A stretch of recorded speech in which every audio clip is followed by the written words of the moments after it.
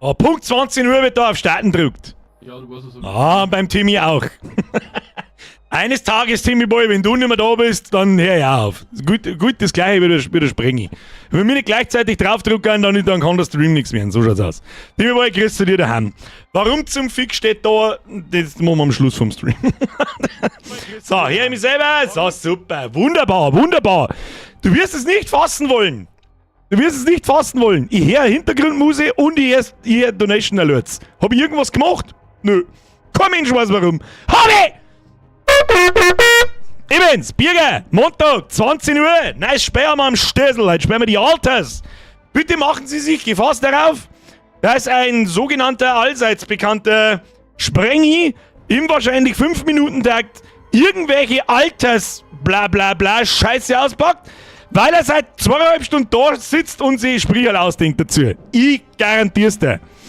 So, Revell, Bastelkleber, Beste. Springt der Modellbauer, was ist da los? Der Jason schreibt, Pink! Wegen dem Gefängnis in USA oder Mexiko, da ist auch alles pink, kein Scheiß. Ja, aber was hat denn das Spiel mit dem Gefängnis zum... Gut, wir wissen es nicht, ob es mit dem Gefängnis was zum tun hat, ich weiß es nicht. Erstmal mehr seine Franz für den Ford noch für einen Zwickel, jetzt kommt der Turnhuber-Sepp mit Let's Play Lemminge. Alter! Haben wir schon bei 32 Mal? Das war doch 32, 4, 6, seit 6, 7, 8, seit 2 Monaten. Du bist der Besucher, bist du da. Und dann der Donation Alert schon wieder so lang, weiß ich nicht. Kriegst mir erstmal einen Haufen, damit nichts passiert. Habe die Eier an! Den Huber an, den Jason an, den Sprenger, den Leck mir mal schon, den Kniehalswitz an, den Forest Squad an, den Herrn Zach. Hätte ich hier fast hier gespielt. An den Herrn WB, an den... schmeckt er mir nach Wurstsalat. Ja, ich hab meinen Wurstsalat endlich gehabt! Nice.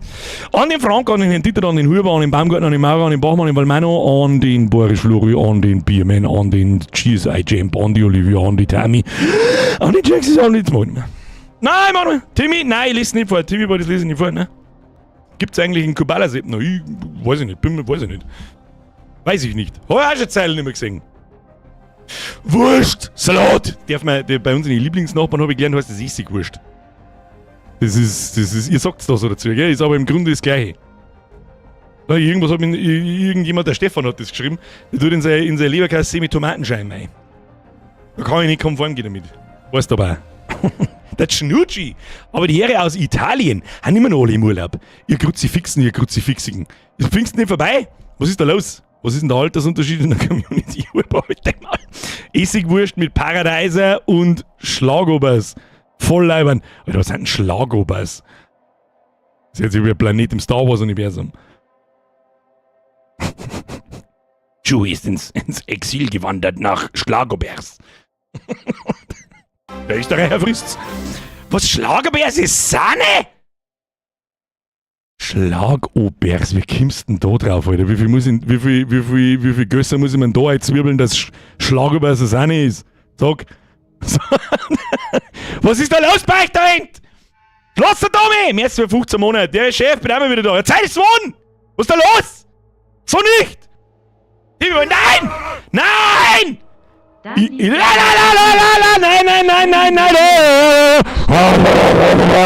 Nein, bitte Empfangsstörungen. Adina!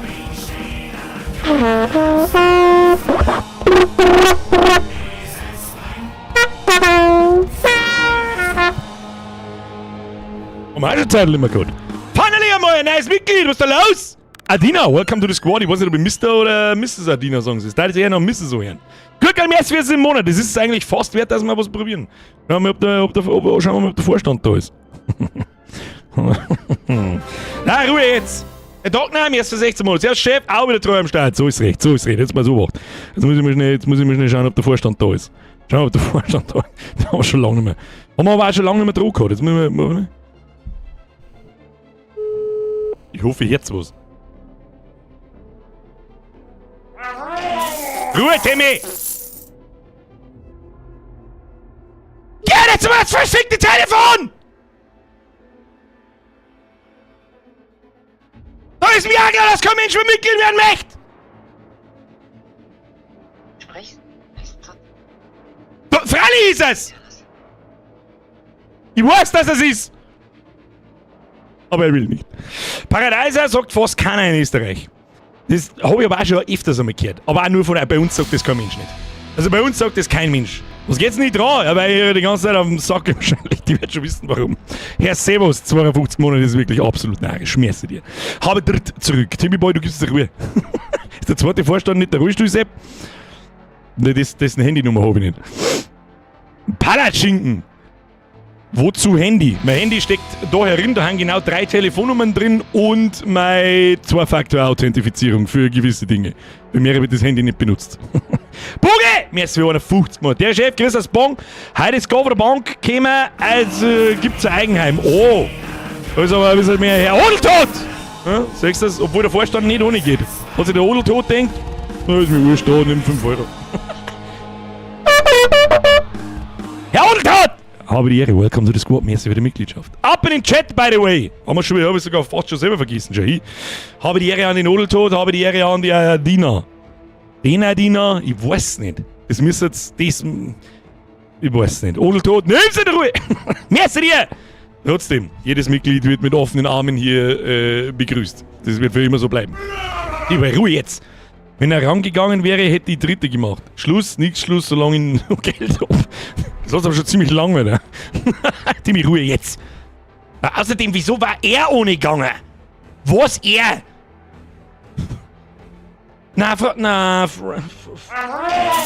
Franz, warum denn? Bitte, bitte. 50,50 Raute 50, Raute 23, Raute 1, Raute 2, Raute 3, Raute 4, Raute 5, Raute 6, Raute 7, Raute 8, Raute 9, Raute 10, Raute 11... Kruzifix für das gehört eigentlich Knirschheim außerdroschen, du Mongo! Merci, Ruhe jetzt! Sound irgendwie doppelt. Ist der Capricorn wieder der einzige? Oh, jetzt fällt's auf schon, ja? Also, warum ist er doppelt? Ich hab überhaupt nichts da. Moment, nur Monitoring. Nur Monitoring, pass auf, nur Monitoring. Besser? Normalerweise, wenn ich das umsteige, her ist er aber nichts mehr. Jetzt her ist er vor mir wieder. Herr Wolf!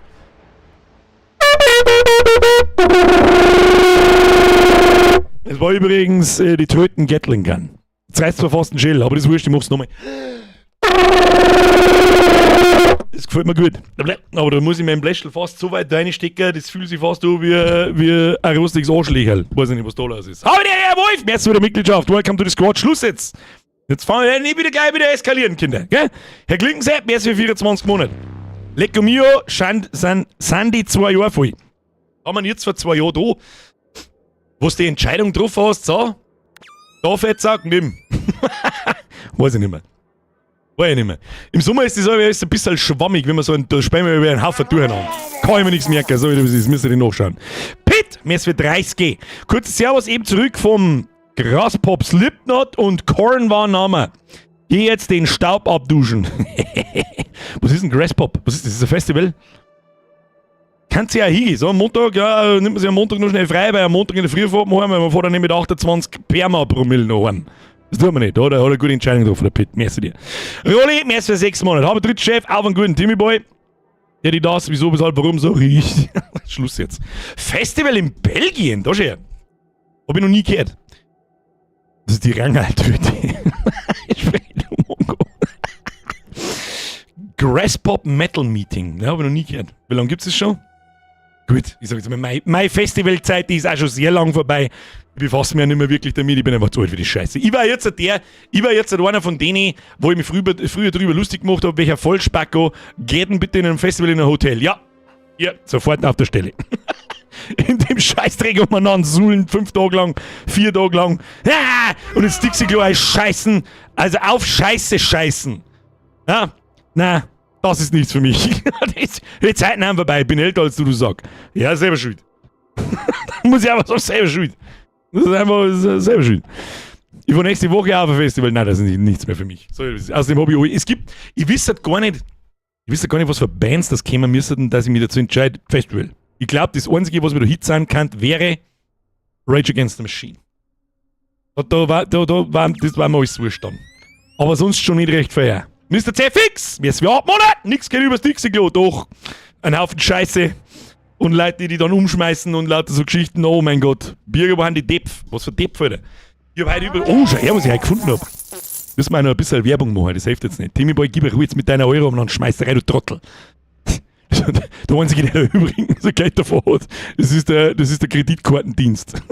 Du Zipfe Adam. Hotel, wir schlafen auf der Verkehrsinsel. Die Geschichte habe ich schon irgendwo mal gehört, ich weiß nicht, wo die herkommt. Oh ja, System of a Down, ja, nicht auf einem Festival, glaube ich. Die haben einfach in einem Einzelkonzert, war so alt damals schon besser. Ich verstehe es mittlerweile gut, jedes Jahr tue ich mir den ganzen Sommer an und ich liebäugel immer mehr mit dem Hotel und so weiter. Ja, weil wir halt nicht jünger werden. Und ich auf der Luftmatratze schlafe, aber ich in einem vollkonformen Bett schlafe und fühle mich am nächsten Tag, als hätte ich einen Kasten Bier gesoffen. Obwohl Donnerstag ist. Ist das Leiberl von Amazon? Nein, das ist das erste. Hau jetzt mal ab mit deiner Scheiße, Timmy Boy! Kruzifix da mal! Da, jetzt mal so, da schön. Weißt du, was das ist? Hab ich heute gefunden. Ganz unten im Stapel. Und was das ist? Das ist das erste Vollbier-Squad-Shirt jemals. Ne? Das ist absolut unique. Das Ding ist 8 Jahre alt. Das glaube ich gar nicht. 2017 haben wir es mal. September. Ja, doch, gleich geht sie hier. 8 Jahre ist. 8 Jahre alt, das Ding. Wer übrigens was braucht, haben wir schon lange keine Werbung mehr gemacht. Gehst du Biergaware.de, kaufst du mal Vollbier-Squad-Leiberl, du Huren. So schaut's aus. Gibt's 15% übrigens auch noch, wenn du 3 drüber kaufst. Legst du dann einen Aufkleber dazu, oder so was nie austreibst. So, Freunde der Sonne! 10 nach ist hat der Chat geschallert. Wir spielen heute The Alters. Sprengi Schnauze. Wir spielen heute The Alters. Wir haben halt die erste Frage, die wir uns stellen. Julila! Der Chef! Bitches T-Shirt! Oh Gott! Nein, ich sag einfach nix. Ich sag danke für 17 Monate. Julila! Oh. Ja, irgendwann. Ja. Oh. Was ist die Alters? Ich sag das, was es ist, ich weiß nicht recht viel. Es ist einfach rausgekommen und an mir komplett vorbeigegangen. Warum ist das so? Ich weiß nicht, da ist das Geld offensichtlich fürs Spät draufgegangen, anstatt fürs Marketing. Auf einmal war es nämlich komplett pink. Und ich habe mal einen Trailer gesehen. Da habe ich die komische Bass. Das ist so ein Radl und da baust du irgendwie die Bass ein. Also ich glaube, es ist so. Heute ist mir noch gesagt worden, es hat eine ziemlich viel Story. Da bin ich gespannt drauf, ob das eher nervig oder eher gut ist. Und es ist von dem Macher von Frostpunk. Frostpunk ist ein ausgezeichnetes Aufbauspiel, das ich offstream sehr gesucht habe, es zwar bis jetzt noch nicht zusammengebracht, weil ich glaube, das nicht mehr so gut ist. Und dann kommen die einfach mit dem Ding da ums Eck. Ja, Willi, was hast du da mit meine? Ich bin normalerweise überhaupt nicht, das wissen glaube ich alle. Ich bin normalerweise überhaupt nicht so der Fan. Ruhe jetzt! Was weiß ich denn? Timmy Boy, Schluss jetzt. Warum wird denn das, hä? Da, Alert sind's aus. Da, jetzt sind wir wieder da. Einstellungen. Grafik. Vollbildfenster. Säge ich mich da auf der Seite, das weiß ich nicht, da bleibt schon wieder was hängen. Timmy Boy, mer's jetzt! Rundhals jetzt. Schau mal, was es kann. Ich bin normalerweise überhaupt nicht so der Fan von. Hab ich ja schon ein paar Mal gesagt. 0815 Survival, Basebuilding, Scheiße zum 180.000. Mal irgendwo umeinander pimmeln, da hauen Baum und baue Craft, irgendeine Scheiße, ich kann's nicht mehr sehen. Aber damit ich das aufrechterhalten kann, diese Meinung, sollte ich vielleicht auch mal wieder eins spielen. Bin mir aber gar nicht so hundertprozentig sicher, ob das typische Survival-Base-Building-Ding ist, wie ich mir das vorstelle. Darum tut man mir jetzt einfach auf neue Geschichten, schauen wir uns die ganzen Bums einmal an. Das, was mich mal am meisten interessiert, ist, warum ist da alles verfickte Scheiße nochmal pink. Werden wir herausfinden. Wir spielen auf Wirtschaft, Standard, Action-Elemente.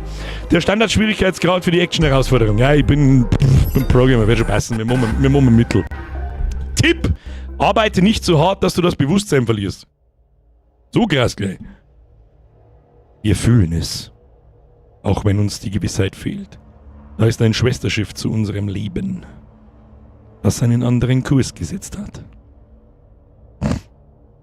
Der Greenscreen flackert ein bisschen. Stimmt, ja. Ich lerne mir am 4. und 6. nicht mehr, doch den 6. Aber ich mach. Während hinter den Inseln die Sonne brennt! How did I end up here? Besser mit dem Greenscreen. My whole life, Homie, mehr seht ihr. ups and Aber du bist downs, spät. led me to this Just place. Mercy. Aufpassen jetzt. Far Sauerbock, from Sauerbock. home, far from anyone I know. Ich habe jetzt noch was das geht. Journey whose route is unknown. The destination, out of sight.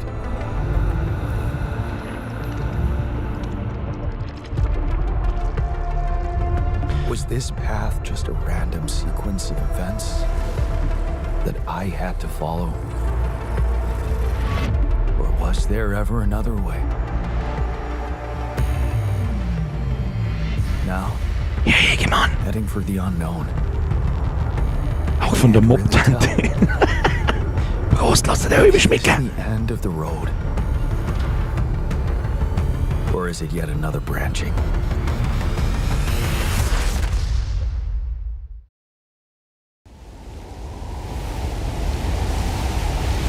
War jetzt außergewöhnlich nichtssagend.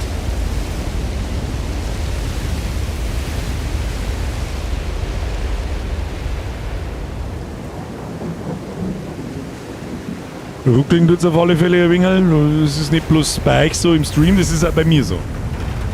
Es ruckelt sogar wie Scheiße ruckelt's. Prolo, aber gut ausschauen tut's. Instant gut ausschauen tut's. Schau mal die Tipps. a tough landing. That was a tough landing. Okay, here we are. Or what? Polsky here. Do you read me? Anyone? Nothing. I need to figure out what happened. Da ist rotes Licht, was macht das? Es leuchtet rot, was wir jetzt zuerst einmal machen. Wir gehen jetzt zuerst einmal in mein super tolles Gerät hinein und drehen wir erst einmal unsere Grafikkarten auf, damit nichts passiert. Das ist einmal Phase 1. So. Na, stopp. So, jetzt. So, volle Kanone aufdrehen. Kann man zwar nicht gefallen, jetzt ruckelt es auf einmal. Wow, das ist aber sehr butterweich. Ruhe! Ah, Flashbang! To my face! Grafik schaut ziemlich krass aus. BASD bewegen. Mauskamera schaut sogar ziemlich krass aus, muss ich sagen. Was ist das für Letten? Achso, das mit. Oh. Ah! Oder Flashbang macht mich fertig. Was muss ich jetzt machen? Ich sprinte mal. Ich sprinte mal zum roten Licht. Kann ich das nehmen? Gib mir das rote Licht. Ich weiß nicht, wo ich hin muss. Du wirst mir nicht da einen Speicher scheißen, wo es keine gelben Kantenmaler nicht gegeben hat. Laufen wir mit dem Berg auf. Schaut sogar ziemlich gut aus. Oder der Flashbang macht mir ein wenig fertig, muss ich sagen. Schaut sogar ziemlich heftig aus. Was zum Fick? Okay. Da haben wir jetzt nicht damit gerechnet. So, oder was ist? Halt jetzt zum Rennen Shift gedrückt. Das tue ich schon seitdem wir angekommen haben. Hello? You read me? This is Jan Dolsky. Dolsky. Bled. I've landed safely, but I think my capsule went astray. Warum haben wir da? Wer sind wir? Warum, da hinten ist was, Rundes. The radio's Oh, das glaube ich ist das Teil aus dem Trailer. Das ist das Einzige, was ich kenne. Aber laufen wir erst einmal die roten Fackeln nach, damit nichts passiert. Endlich einmal ein Spiel ohne gelbe Farbe. Ja, ich habe das Gefühl, dass wir mir da einen roten Kantenmaler haben. So, klettern. Wow. Moment mal, das werde ich jetzt gleich mit da ausprobieren. Kann man springen? Nein. Kann man da überall rauf wollten? Nein. Ja, mit der Platzierung vom Fuß, da muss ich sagen, ist das dynamisch gemacht so oder ist das geskriptet? Das gibt schon mal einen Pluspunkt, einen fetten.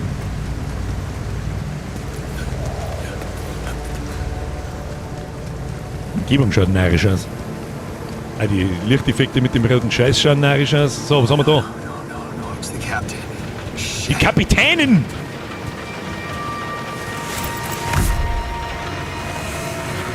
Deceased. What the hell? Not much I can do for her now. Die Kapitäninnen sind tot. Oh, I gotta find the others. Ja, müssen wir die anderen finden. Das heißt, dumm den roten Rauchdinger nachlaufen. Na gut, sind wir auch noch beim Tutorial. 20% vom Tutorial, um genau zu sein. Muss man wissen. Crash. The capsule's intact. Aufgegraben auf dem Bums. Looks like she died. Was schon wieder ein bisschen unvorteilhaft ist, aber ich halte euch auf dem Laufenden, bloß dass ihr es einmal schnell gesehen habt. Da unten ist irgendeine Radioaktivanzeige und das da scheint meine Energie zu sein oder meine Ausdauer oder sonst irgendwas. Was das ist, werden wir schon herausfinden. Und warum kann ich da auf E drücken? Ich kann mich da runterkraxeln. Ja, das ist nichts für mich. Runterkraxeln, das ist nichts für mich. Wird das ein Fackellauf? Alter, ich weiß es nicht. Jetzt machen wir erstmal einen Vollsprint. Wir haben nämlich da hinten durch die Felsen, habe ich unser Base, glaube ich, nämlich schon gesehen. Ja. Mobile Base. Was ich eine ziemlich coole Idee finde mit dem Radl, ganz ehrlich. Foxler! Trivia. Die höchste Anzahl von Persönlichkeiten, die jemals bei einer Person mit einer dissoziativen Identitätsstörung dokumentiert wurde, liegt bei etwa 100. Da soll mal wer sagen, Schizophrenie haben nur Gut und Böse. Ja, vielleicht haben sie aber auch 99 schlechte und nur einen guten.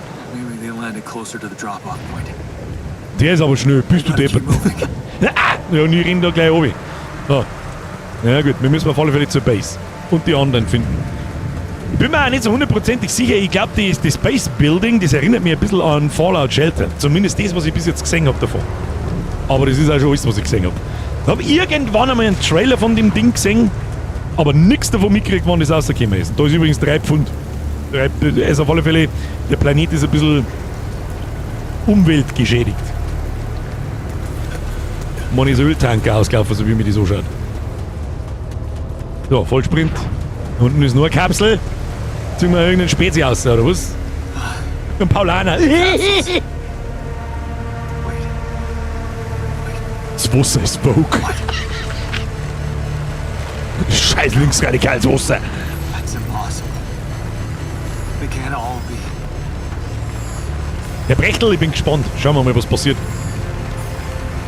Es sagen viele, dass es ist sehr, sehr, sehr gut bewertet. Spezi hat es mir empfohlen, ein paar Leute aus der Community, unter anderem der Bierman hat es mir empfohlen. Wie sollen wir jetzt da oben spazieren können? Wirst du Dune Awakening spielen? Ich hab's mir überlegt. Das ist wirklich eine 0815 Grind-Scheiße, bloß weil Dune draufsteht. Nein. Now? Oh shit. Was für Werte steigen? Okay, der radioaktive Wert steigt. Wo muss ich hin? Ich lauf da. Warnung! Strahlung! Das ist cool gemacht, wie in Dead Space, dass du hinten auf dem Rucksack offensichtlich sägst, wenn da irgendeine radioaktive Scheiße unterwegs ist. So ist es immer gut. Je weniger hat, desto besser. Das hat ist wirklich extrem minimal. Wenn ich da... Oh! Jay, stimmt! Da, das kleine Radioaktivzeichen, das ich da hinter mir hab, das sagt man auch da. Das ist ja voll geil. Da hat sich schon wieder jemand was denkt dabei. Das mag ich. Da, das mit der Base ist eigentlich auch eine coole Idee mit dem Radl da drin. Habe ich schon kurz überlegt, ob ich das eventuell für Annex in Betracht ziehe, dass da eine Kolonie wandern kann. Das würde ich lustig finden. Die Elevator! Rennen! Schneller! Ich bin im Vollsprint. Ich tue überhaupt nichts mehr, das geht wohl durch. Come on. Das ist ein Backpack-Display. Springen. Alter. Springen. That was close. Ja, ich habe schon gesehen, dass das Radioaktivitätszeichen steigt. Der Überlebende. Erreiche die Basis. Tag 1. Ist das Story-driven, das Ding, oder ist das eine Sandbox? Wir werden sehen. Okay, das ist jetzt was, das sagt ihr nicht. Da muss ich jetzt kurz mal aufzeigen. Da sagt man ein paar so Sachen, man sagt offensichtlich eine Uhrzeit und so weiter. Ist jemand zu Hause? Comms Room to get help. Ich getan, um die Basisübersicht zu öffnen. So, Chuck Brother, merci dir! Ab jetzt gibt's statt dem gelben Kantenmaler den roten Kantenraucher. Das ist richtig. Als professioneller Actionraucher. Lucky Mers wird 63 Monate und Joke Brother Mers wird ein 5er. Kuss auf den Nuss. Schluss jetzt. So. Ja, genau. Das habe ich auch noch irgendwie in Erinnerung aus dem Trailer und das erinnert mich ganz extrem an Fallout Shelter. Du baust also deine Räumlichkeiten und so. Ich bin jetzt gespannt, aber wahrscheinlich kann man das dann so modular zusammenbauen, wie man möchte. Basismasse 152.000 Tonnen wahrscheinlich. Reisekosten 100 von 100. Strahlungsbarriere aus, Filter auf Vorrat, ja 5. Kennzeichnungen ein-aus. Okay, Zoom. Das ist ja cool gemacht. Okay, und jetzt erinnern die da, was genau so jetzt mal? Hallo? Luftschleuse. Und ich da, das ist ja wirklich cool gemacht. Warte mal. Was ist, wenn ich da auf E drücke? Luftschleuse nicht verfügbar. Du solltest die Erde kontaktieren, bevor du die Basis verlässt. Aha. Ich habe keine Ahnung, wo ich hin muss. Okay, mir kann Stecker nicht aus.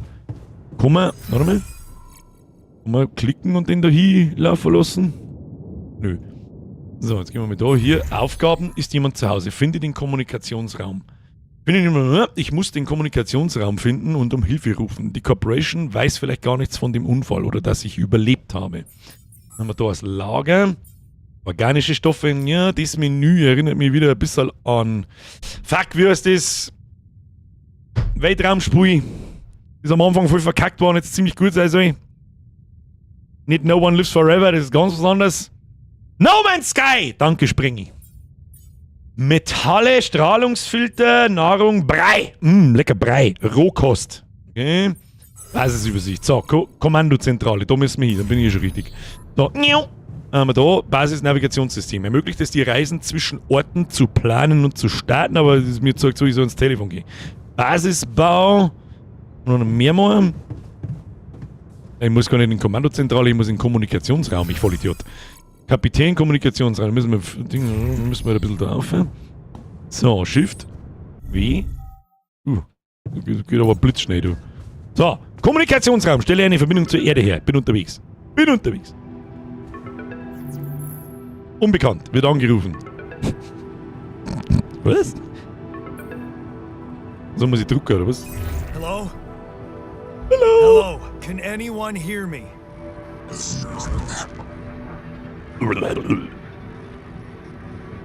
Mayday! Mayday, anyone? Hallo? Ich bin nicht der Kapitän, hier spricht der neue Kapitän. Das ist schon er. Warte. Vor lauter Pixelgewusel sag ich mit dem Mauszeiger nicht. Hier spricht der neue Kapitän. This is the new captain of the mission speaking, Jan Dolsky. Corporate ID 4672B. I'm afraid the former captain is gone, together with the rest of the crew.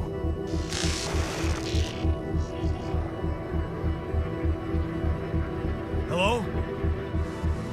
Can you get me out of here? Imminent danger. Short time remaining to sunrise. Wie viel Zeit? Welche Gefahr? What do you mean? Remaining to what?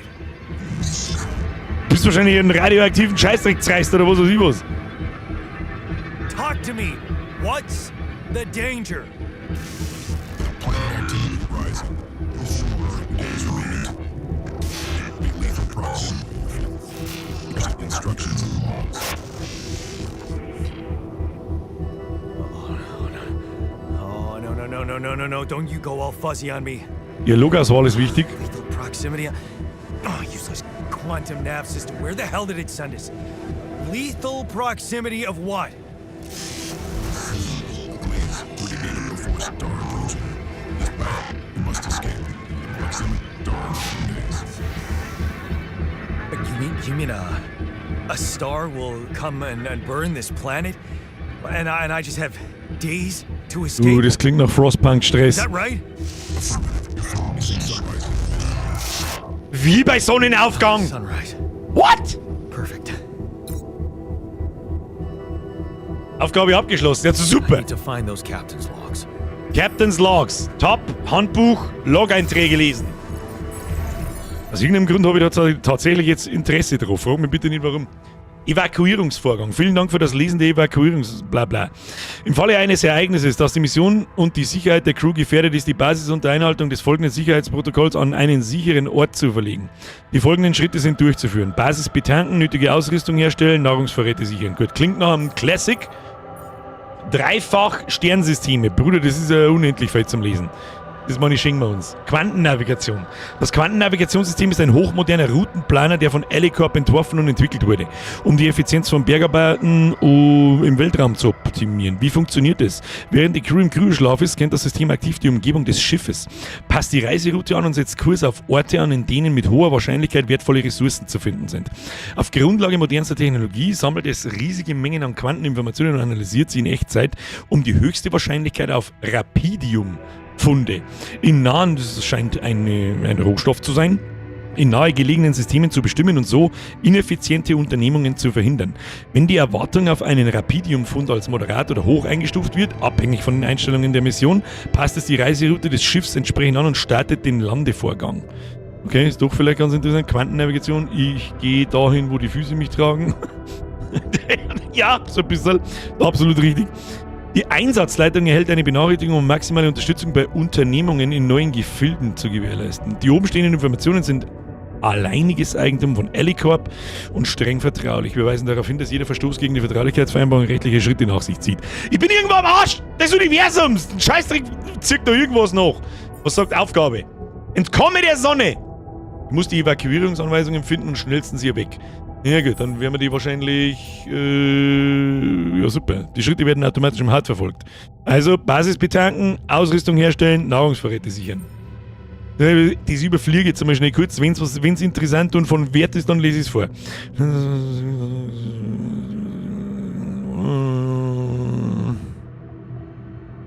Okay, wir sind da hergeschickt worden, offensichtlich, weil es da Rapidium gibt.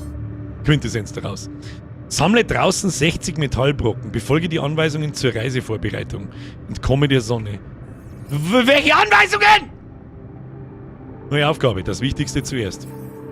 Das Wichtigste zuerst. Ohne grundlegende Ausrüstung werde ich nicht lange überlegen. Ich brauche einen Scanner, um nach Ressourcen zu suchen, aber ich habe nicht mal eine Werkstatt. Ja, stelle eine Verbindung zur Erde her, braucht man nicht. Luftschleuse. Wir müssen also aussehen. Der Quantencomputer. Kapitänskajüte, Maschinenmodul, Lagermodul klein.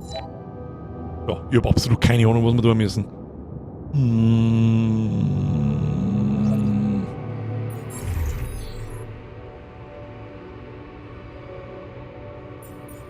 Dann probieren wir halt einfach mal irgendwie Aussitzung kommen. Das, was wir vorher probiert haben. Da Shift nach unten.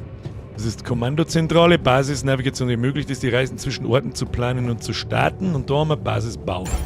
Haben wir mal. Erweitern, bauen. Ja, das ist aber cool gemacht. Haben wir das umeinanderziehen? Ja, kann man, wenn man will. Muss aber nicht sein. Dann gehen wir doch mal da um. Und was wir da haben, Luftschleuse. Und ich da nicht Planetenoberfläche betreten. Warnung. Nachts nimmt die Strahlung tödliche Werte an. Es ist derzeit nicht gestattet, die Basis zu verlassen. Du kannst dich bis morgen früh in der Kapitänskajüte ausruhen. Okay. Steht nämlich auch, unten ist noch gestanden, wir haben müde, aber so wirklich müde sind wir nicht. Da müssen wir jetzt in die Kapitänskajüte. Wo ist die? Obi und links. Werden wir schon noch, das lernen wir schon noch. So, hier, Obi, links.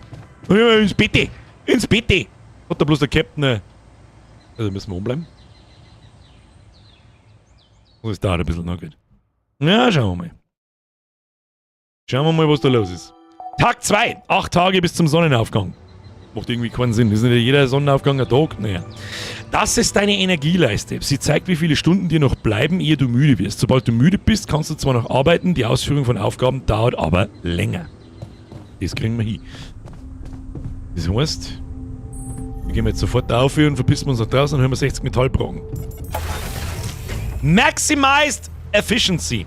Auf dem Planeten kannst du oberflächennahe Vorkommen finden. Sie sind durch roten Staub gekennzeichnet und enthalten eine begrenzte Menge an schnell abbauen Ressourcen. Nähere dich einem Vorkommen, um mit ihm zu interagieren. Doch nicht, Tutorial-Vorkommen, wo? Ich weiß, da ist was Rotes, hab's genau gesehen, ab zum Roten.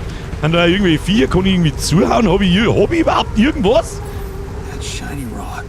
Tab zum Karte öffnen. Okay. Ja, schauen wir mal.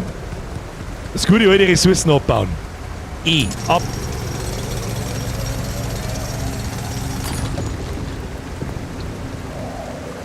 Metalle, erschöpft das. Kehrt das so?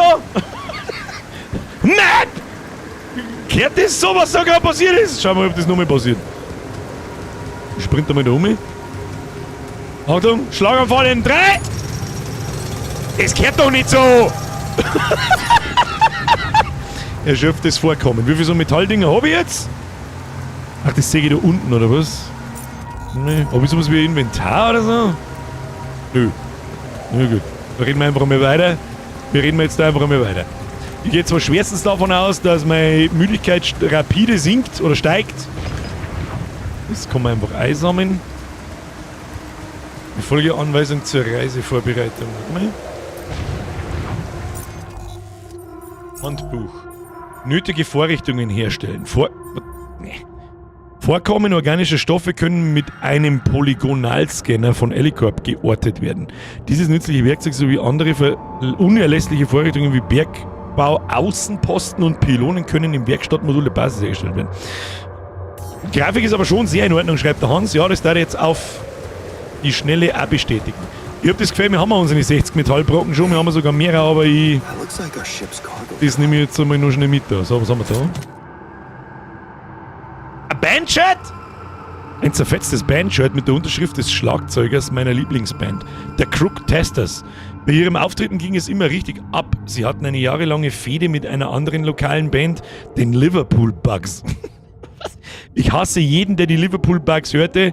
Das war wie eine Art heiliger Krieg zwischen Fans. Er endete erst, als beide Bands sich zusammentaten, um sich gegen die Plattenfirma zur Wehr zu setzen, die versuchte, beide über den Tisch zu ziehen. Ja, gut. It's filled with the crew's Kann man das personal dann? items, including my stuff. Including my stuff. Und das ist jetzt alles, was wir rausgekriegt. Ein Bandshirt, das war's. Na gut. This is one of the things they told me to take on the mission. So, wir gehen jetzt mal wieder zurück aus und schauen mal, ob wir da irgendwas bauen können. Vielleicht können wir uns die ersten Werkzeuge halt bauen. Comfortable far away from home. Objects that trigger good Wo ist, memories. wie kommen wir eigentlich da wieder rein? Müssen da nicht der Aufzug runterkommen oder so? Hallo? Typically corporate bullshit. Hallo? Hallo? Oh, da ist ein Haufen rotes Zeug. Ja, müssen wir da noch mehr abbauen? Ich baue mehr ab. Ich baue ab, den ganzen Tag baue ich ab. Naja, und in der Nacht wird es quasi dann radioaktiv und wir müssen uns verbinden. Nein, wir haben da schon abgebaut. Haben wir da auch schon abgebaut? Da haben wir tatsächlich auch schon abgebaut, gell? Nein, den Schlitz mag ich nicht einfallen. Es scheint mir, als würde es da nichts mehr geben sonst. Wird so das erste Stück, gehen wir da noch hinten. Der ist aber flott unterwegs. Ich glaube, hat der nicht auch so eine Art Exoskelett irgendwie? Vielleicht macht ihn das so verfickt schnell, aber gut. So, schauen wir mal, was wir da rausziehen können. Die anderen Koffer schauen wir nicht an. Was haben wir da? Ein Sprungseil und ein Multifunktionswerkzeug. Mein Multifunktionswerkzeug, eines der wenigen Dinge, die man immer dabei haben sollte, um Flaschen zu öffnen, Dinge zu reparieren und mehr Flaschen zu öffnen. Es war ein Geschenk von Mama zum 18. Geburtstag. Sie tat so, als sei es eine Idee von Vater, aber ich wusste genau, was das ist von ihr war. Nehmen wir mit! Ich weiß zwar nicht, für was wir die Scheiße brauchen können, aber wird schon passen.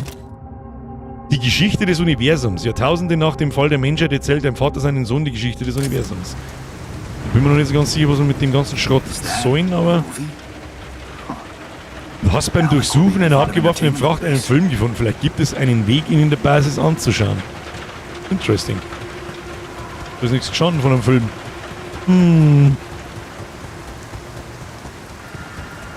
Andere Seiten vom Rad ist der Aufzug, da wo der komische blaue Punkt wahrscheinlich dort ist. Ist der Elon Musk auch schon dort? Haben wir den endlich weiter. Ich glaube, der läuft nicht so schnell.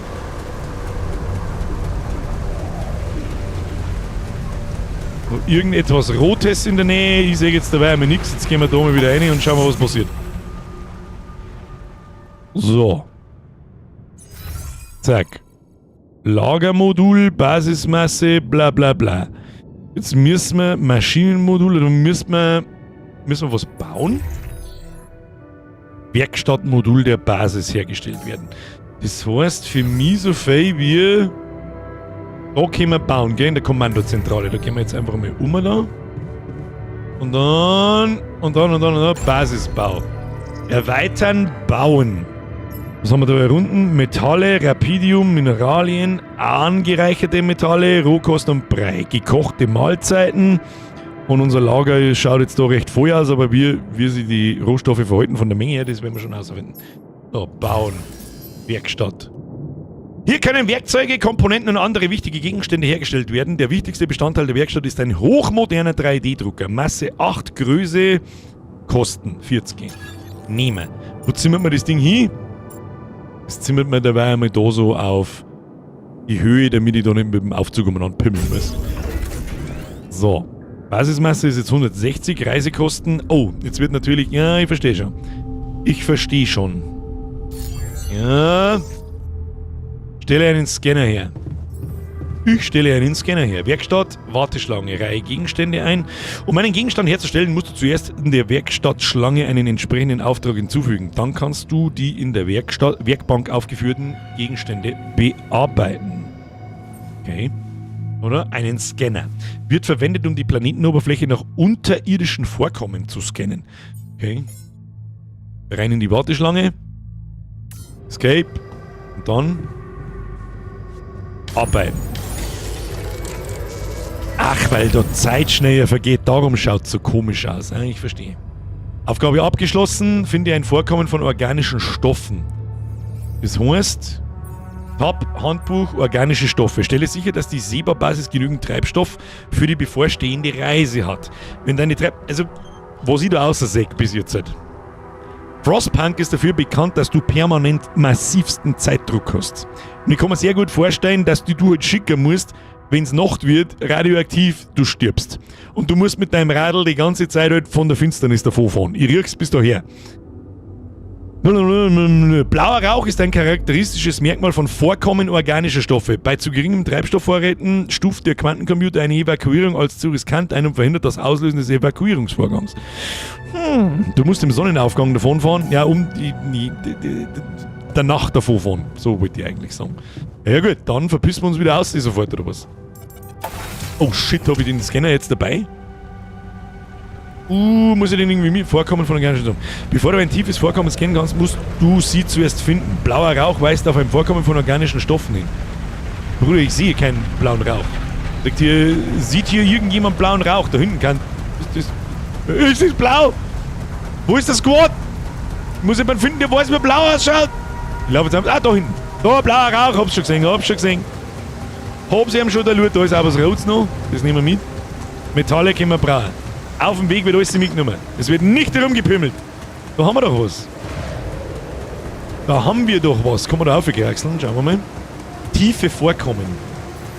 Was ist das da?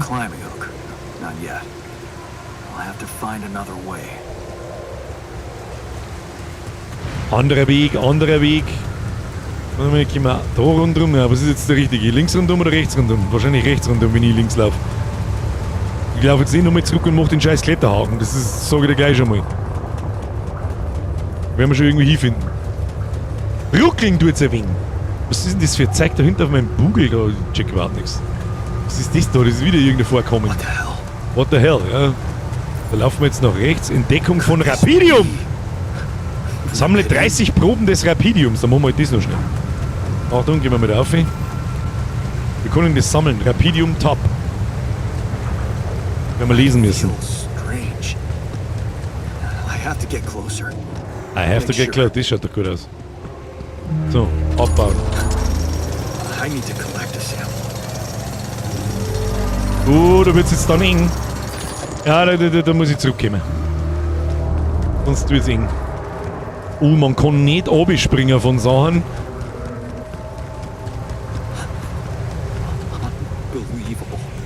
Halt, stopp. Jetzt müssen wir was machen, weil das, glaube ich, für euch gar nicht so unwichtig ist, das zum Singen. Achtung. Ich schieb mich jetzt mal da so her. Schauen wir mal, ob es gelangt. Damit ihr da unten meine Energie seht und wann es brenzlig wird. Ist vielleicht gar nicht so unwichtig. Oh, was ist das da? Das ist blau. Das ist nämlich... Ah ja. Okay. Ich weiß überhaupt nicht, wo ich da umeinander laufe. Ich weiß überhaupt nicht, wo ich da richtig bin. Aber ich hab das Gefühl, wir müssen uns bald verpissen. Ja, das waren aber natürlich... Ah, doch. Organische Stoffe. Jetzt werden wir jetzt gleich die Hardware außerfinden. Ah ja. Mit Hilfe des Scanners kannst du Vorkommen von Oh. Okay. Cool gemacht.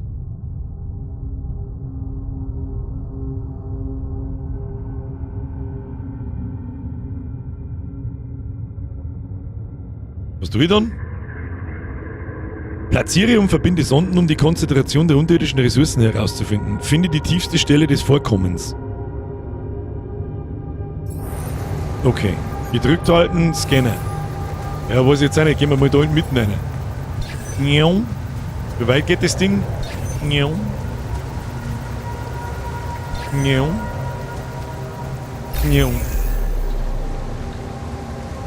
Okay.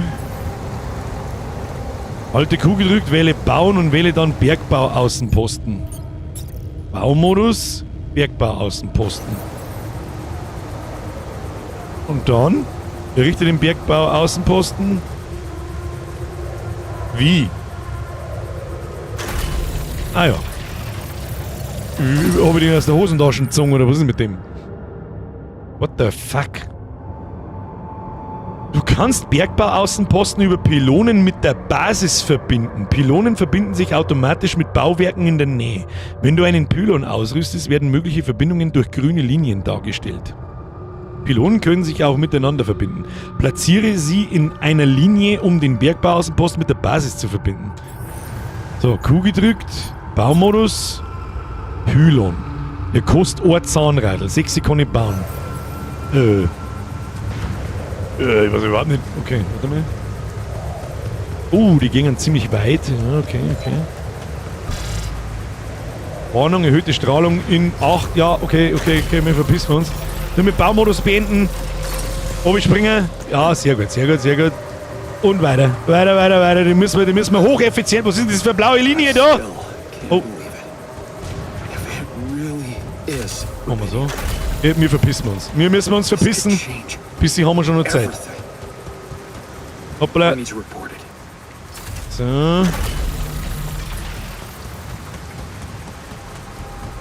Nur ein bisschen. Oh shit. Dann müssen wir so machen. Wir kommen aus dem Menü raus, wir können das Ding abbauen. Den wollte ich nicht. Sehr gut. So, und jetzt ist das da jetzt verbunden, oder wo muss ich denn das hinstellen, das Ding? Dann müssen wir noch anbauen. Ab wann gilt denn das? Was ist das schon? Da muss ich da bloß... da haben wir es gehabt. Müssen wir sowieso bauen, das Ding. Okay. Jetzt haben wir verbunden. Müdigkeit und Erschöpfung. Wir sind ja ziemlich müde. Du hast keine Energie, deine Energie aufgebraucht und bist müde. Körperliche Arbeit dauert in diesem Zustand wesentlich länger. Wenn du sehr lange wach bleibst, wirst du erschöpft. Jede Minute der Erschöpfung sorgt dafür, dass du am nächsten Tag später aufwachst. Dann verpissen wir uns und gehen wir schlafi. Aber ich glaube, ich habe das Konzept schon durchschaut und das ist eine ziemlich coole Idee.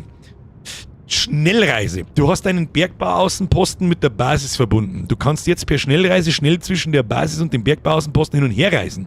Du kannst die Schnellreisefunktion an der Luftschleuse, am Basiseingang und am anderen Außenposten nutzen. Also bei mir das jetzt so schaut, der mit mir erstmal schlafi. Wo war das Ding? Satisfactory Punk. Ja.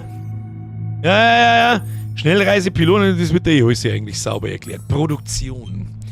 Bergbauaußenposten, das kostet Metalle, Pylonenkomponenten, den scheiß Hagel bauen wir gleich einmal. Aber das Mistding kostet Treibstoff. Wie viel Treibstoff haben wir? 116 von 300.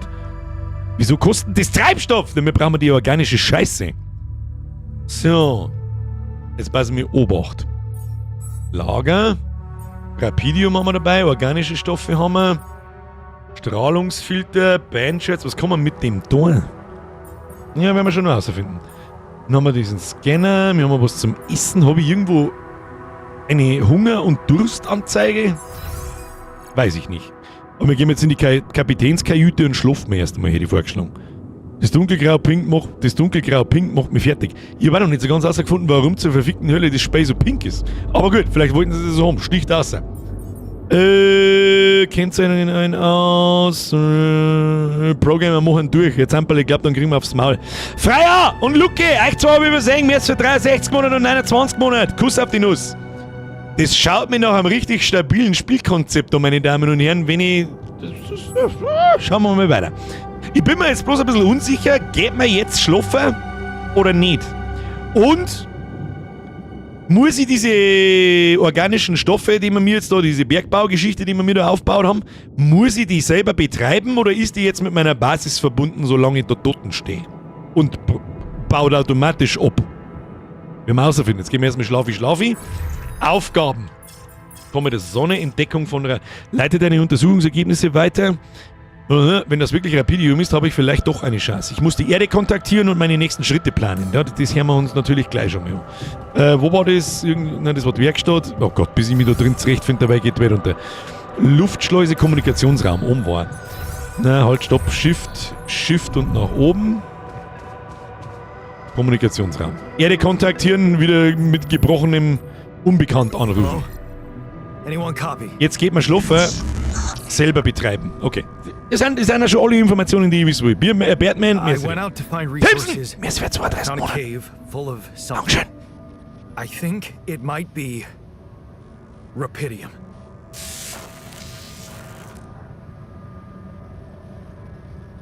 You hear me? I think I found Rapidium. You sure about that?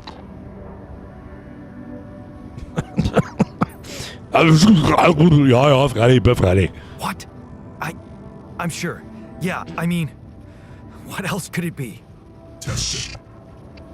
Test the Rapidium? How would I do that? New blueprint provided. A blueprint? The womb. You want me to build a womb? Sample of DNA. Provide.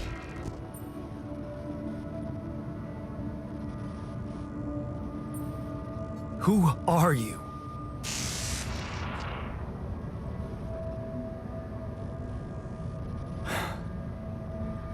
The womb, huh?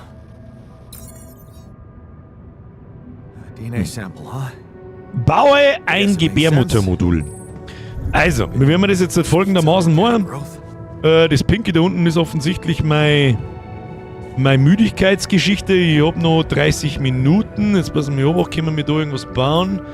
Nicht wirklich, gell? Aufgaben... Die Corporation will, dass ich die Proben teste. Ich habe das Gefühl, sie werden mir nicht helfen, bis ich ihnen zeige, dass Rapidium echt ist. Baue das Gebärmuttermodul. Ach, das ist wahrscheinlich ein Raum, oder was? So. Fortgeschrittener Basisbau. Du kannst die Position der Module jederzeit ändern. Bewege dafür den Cursor auf das Modul, drücke bla bla bla.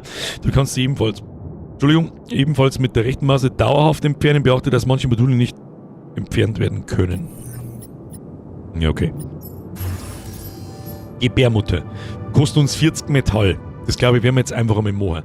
Dann haben wir da Werkstatt. Da kann man einfach einen Gang bauen und einen Aufzug. Ja, machen wir mal die Gebärmutter. Wie groß ist die? Darum haben sie uns jetzt gezeigt, wie man die Sachen verschiebt. Denn this is not how it works. Wieso kann ich es denn da hinbauen? Das macht mir überhaupt keinen Sinn. Tu mal, wie kann ich... Lass mich mal nochmal zurück. Dann tun wir mir einen Kommunikationsraum. Und der wir da aber Lagermodul klein. Und wir können da ja einen Aufzug aufziehen. Und der wir... Kann man das verschieben da? Was ist denn eigentlich das da? Wahrscheinlich der Treibstofftank. Lagermodul klein.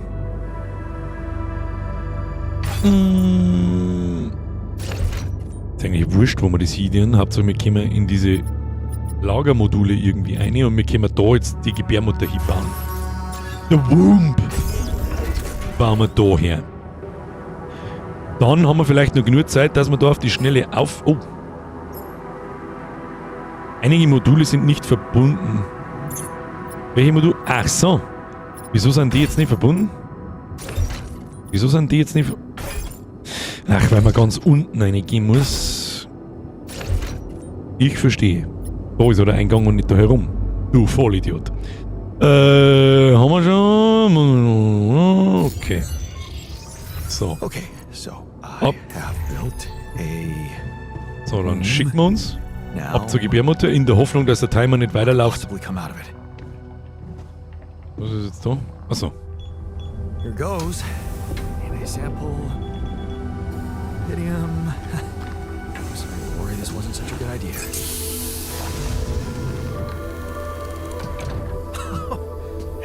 Oh, What? Und... Oh. what else? Warum haben wir... Hä? What? Oh, Haben I need a name. wir... You need a name. I think I'm gonna call you Molly. Na, wieso mir morgen selber einen Namen geben? Hello, Molly. Oh, you don't bite, do you? Was für Schaf? Beißen Schaf? Ja, dann sind wir jetzt da. So, und jetzt gehen wir ins Bett. Mehr können wir nicht machen. So, und dann gehen wir Berg bauen. Moment, Luftschule, Kommandonationale Werkstatt mit dem Norden runter. Das wird noch eine ganze Zeit dauern, bis ich mich da dran gewohnt, was da was ist. So, Schlafi, schnell! Darf man nicht müde sein. Wie hat das erste Klonschaf geheißen? Dolly, glaube ich. Mila Masi! Mir ist für 62 Monate. Servus, Birger. Seid doch bitte so lieb und grüß meinen Mann. Lenny! Ich glaube, der Alter hat Bock heute auf Birger und Chill. Haha! Voll geil, Alter! Der hat einen anstrengenden Arbeitstag gehabt. Danke schon mal. Lenny, hauen Sie eine hin, lassen Sie sich von Ihnen alten anstreichen und gut ist. Das wird vergeht. Aber es ist ja erst Montag, das ist das, weißt du schon. Ist die Handbücher, bla bla bla bla. Ja, und dann verpissen wir uns jetzt nach draußen, hätte ich vorgeschlagen. Was ist denn das da? Schienenmodul, Strahlungsbarriere. Schütze die Basis vor gefährlicher Strahlung.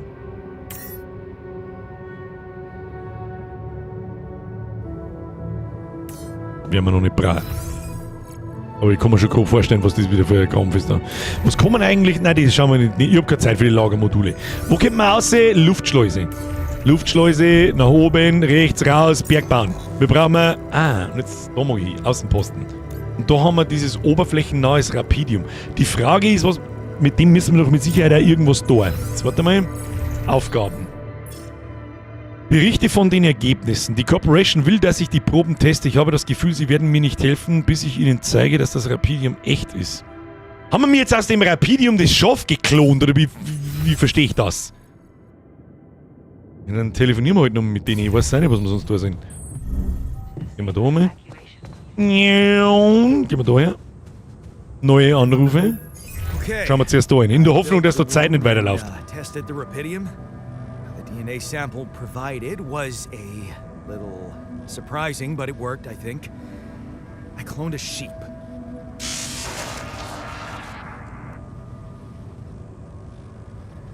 Hello? Can you hear me? I have a sheep on board. You're responsible for 2 lives now. Go. Successful. Dann ist recht, Miller. With his. Hilfst du mir jetzt? Now that I'm a real hero, I could use some real assistance. You're in imminent danger of short time remaining to sunrise. I know that. But I'm just a builder. I'm not trained to move the goddamn base all by myself.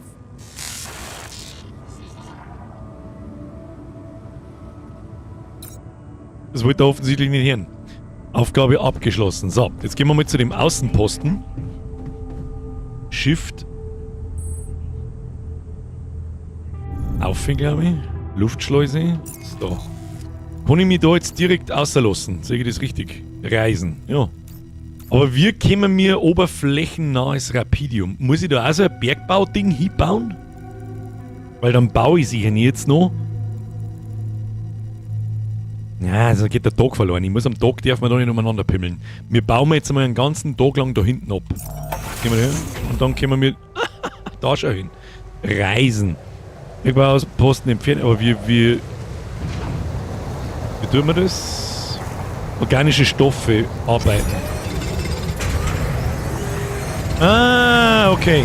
Ja, das machen wir jetzt einfach 6 wie dermaßen schnell da herunten meine Müdigkeit oben geht. Ich glaube, dass wir da gar nicht 180 geschafft haben, bevor wir nicht mehr kennen. Reiseproviant. Hauen wir uns jetzt durch, so gut wie wir können. Haben wir irgendwo eine Anzeige für organische Stoffe? Doch, da rechts, gell? Ich kann ja gar nicht mehr rauslassen.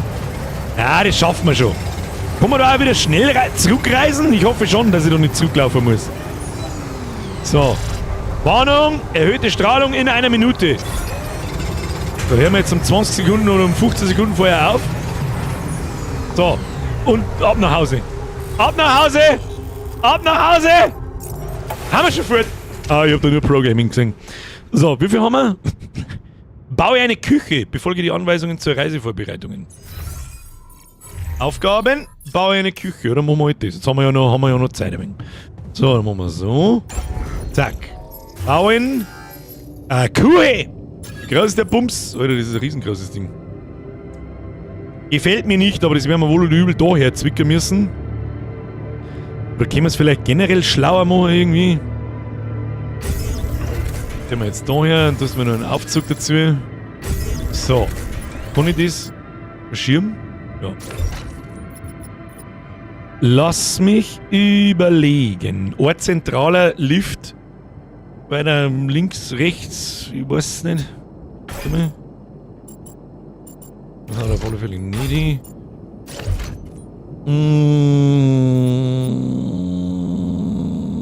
Ja, da brauchen wir jetzt 2 Lagermodule, dass wir da weiter oben kommen und der wir die Lagermodule da oben. Und dabei lassen wir es, wie es ist, weil es wurscht ist. Wer weiß, was da Neues kommt. So, hier, Küche. Bereite 6 Portionen Brei zu. Warteschlange leer. Du verbrauchst eine Mahlzeit pro Tag. Mahlzeiten können in der Küche zubereitet werden. Dann gehen wir doch einmal daher. Küchenwarteschlange. Dann machen wir 1, 2, 3, 4, 5, 6. Hier hat es geheißen, glaube ich. Ja. Hoppala. Und dann gehen wir da her und machen wir das. Oh, da vergeht Zeit recht schnell. Sehr schnell sogar. Ja, 5 vor 11 ist Zeit zum ins Bett gehen. Gebärmutter, Kommando, ganz oben. So, noch eins oben. Und dann Schlafi. Schlafi! Warum haben wir unten in meiner Radioaktivität... Tag 4 haben wir schon. 6 Tage bis zum Sonnenaufgang. Bruder, das ist... Ach, und dann müssen wir weiterfahren, verstehe ich das richtig? Naja gut, dann gehen wir mal auf da. Und machen wir da weiter an dem Ding. Ich weiß nicht, was wir sonst da sind. Zumindest machen wir mal... So, okay. So, und dann gehen wir wieder Berg bauen. Hätte ich jetzt vorgeschlagen. Weiß nicht so richtig, wir dachten, glaube ich, eine Quest kriegen für dieses Rapidium. Schauen wir, was passiert. Schau. Aber daher und restliche Zeit Arbeit. Wobei wir das mal jetzt wahrscheinlich voll werden. So, kein Platz für organische Stoffe. Muss ich das einlagern, das Klump? Oder ist das automatisch im Lager? Machen wir mal so. Basismasse 170, Strahlung, bla bla bla. Ah, stopp. Da ist das Lager. Das ist halt einfach jetzt voll. Was heißt denn das plus 10 da? Ja, findet man raus. Gekochte Mahlzeit 0, Brei haben wir. Oh, wir haben für 21 Tage Brei. Metalle, Rapidium. Dann weiß ich jetzt nicht so ganz, was wir da sollen. Sag ich dir ganz ehrlich, da müssen wir. Dann bauen wir jetzt mal. Metalle haben wir noch 4. Metalle müssen wir finden. Die Frage ist, wo? Aufgaben? Dann werden wir wohl die Quest fertig machen mit dem Brei. Einmal ganz auf. Zack. Zack. So, haben wir. Dann komme der Sonne. Starte das Antriebssystem in der Kommandozentrale. Hä? Das heißt, wir haben da schon alles ausgebeutet, aber da ist doch das Rapidium. Aber ich habe auch noch gar nichts, womit man das irgendwie benutzen könnte. Was haben wir da? Basis-Navigationssystem. Antriebssystem-Test. Was so? Ja, Back! Mess für 12 Monate. Servus, Biergeif, der Graue, ich bin seelisch auch da. Das gelangt. Das gelangt. Seelisch ist gut. Habt ihr überhaupt heute schon mal auf diesen Like-Button drauf gesmashed? Ich hab nämlich irgendwie das Gefühl, wir haben da eine kleine Perle unter dem Radar. Sag ich dir, was ist? Antriebssystem testen. Wenn du deine Reise beginnst, werden automatisch... Schubst auf den Like-Button draufdrückt hast, hab ich gefragt! Errichte Bauwerke 6 Gewicht. Wenn du deine Reise beginnst, werden automatisch alle Bauwerke mitgenommen, die du an der Planetenoberfläche errichtet hast. Ah! Probieren wir das einfach mal. Ich weiß nicht, was sonst zum da ist. Tage bis zum Sonne. Aber wir haben doch an dieser Position noch 6 Tage. So, bevor ich da jetzt weitermache, das frage ich jetzt, bevor ich jetzt einen Scheiß mache. Wir haben, verstehe ich das richtig, in 6 Tagen geht die Sonne auf. Ist dann generell Schicht im Schacht? Oder ist einfach nur an diesem Ort der Basisschicht im Schacht? Und ich habe jetzt noch 6 Tage da Zeit zum umeinander rennen und Sachen anschauen und so. Oder hat das ganze Spiel insgesamt 6 Tage? Und dann war es ein wenig kurz. An dem Ort. Flo, du musst jetzt testen. Ich weiß es nicht, in 6 Tagen ist Sonntag. Machst Tutorial weiter, dann fährst du es schon. Okay. Starte das Ring. Okay, dann werden wir testen. Alarmstufe Rot! What just happened? Lege den Hebel im Maschinenmodul um. Das ist das Maschinenmodul. Maschinenmodul. So. Hebel. Notfallhebel. Ich interagiere. Ich kann nichts machen, warum? Hallo? Ach, er macht von... Soll er jetzt von... Oh, ein kleiner Schlaganpass noch, hä? That's sorted. Let's give it another go. Muss man nochmal probieren, oder was? Probieren wir es nochmal? Es ist immer eine Halbstufe rot! Again. Er wird mir schon sagen, warum. So, man, ich brauche mal ein bisschen Rapidium! Weiß ich nicht, rechts ist drum raucht, aber halt auch wie... You have got to be kidding War das me. vorher schon so? Just my luck to be stuck in a junkyard. Ist nicht gut. Aber das Telefon blinkt. Telefon wo? Kommunikationsraum? Ja. Gehen wir da mal. Telefonieren wir nochmal mit dem Unbekannten. Hey, you still there? I really need your help. I can't get out of here. I did everything according to the manual, but there's a malfunction. Mr. Duke! I can't. Kuss auf die Nuss! Just Yes, don't dear. know how. Rapidium can save you. I need to check data consistency and QC modules.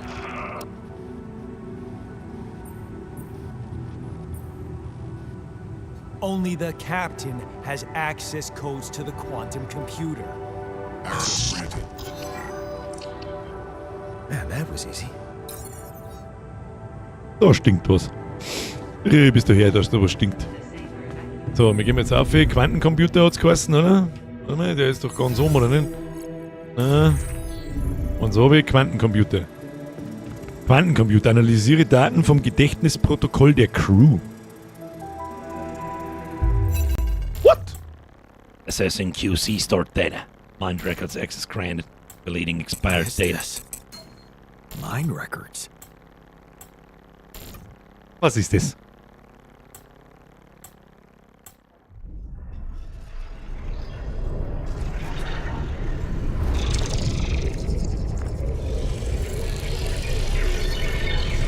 What's going on?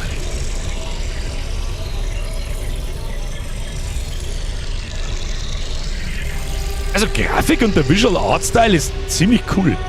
Wait. I recognize this.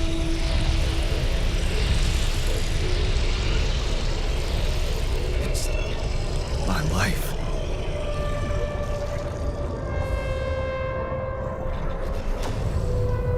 Quantenplätze haben wir 3.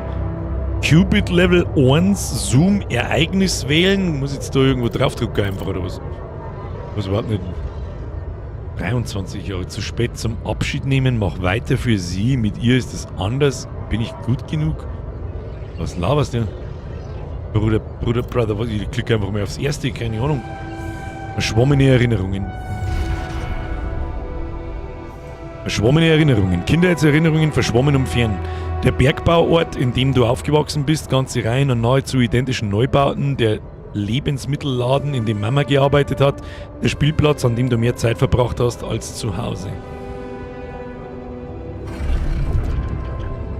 Das Erwachsenwerden.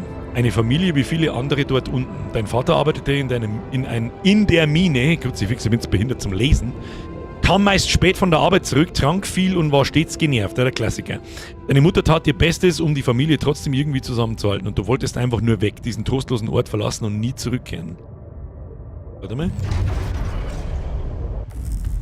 Mich einfach bloß How schnell... did they get it? And Okay, hätten wir jetzt vielleicht mehr lesen sollen, aber das können wir ja alle noch nachholen. Gehen wir noch mal um, müssen wir noch mal mit denen miteinander telefonieren. Tag ist noch kurz.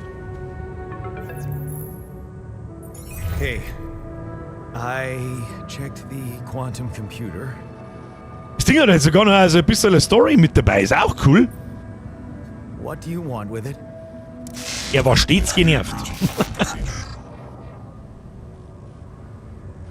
Was für Zweigungsverfahren, Starte, blub, was macht das? Mit diesem Scheiß, wo ich nichts zu tun habe, was macht das? Branching? What exactly will be branching?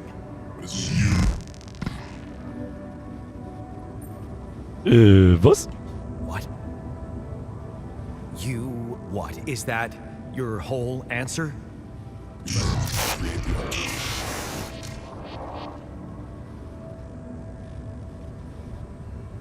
Klonen wir uns jetzt da? Verstehe ich das richtig?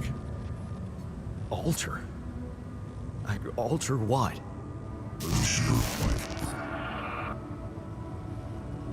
Ich sag jetzt einfach mal stumpf. Okay. Da will man, also wir Oh. Oh. Kriegen wir mir dann mehrere... Okay. My life? Okay. You mean as in... Okay, wait a minute. Ja, You're ja. not suggesting I Doch, genau das. use Rapidium to create a someone and alter their mind. That's not what you're saying, right?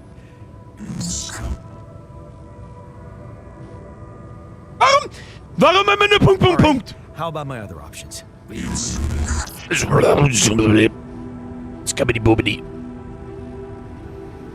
jerk.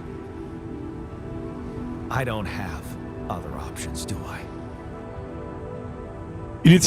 Initialisiere den Verzweigungsvorgang mit Hilfe des Quantencomputers. Ja, dann gehen wir halt wieder in den Quantencomputer rein und schauen wir, was da so los ist da drin. Da Shift auf, na, eins runter, so. Wie ich es mir gemerkt habe.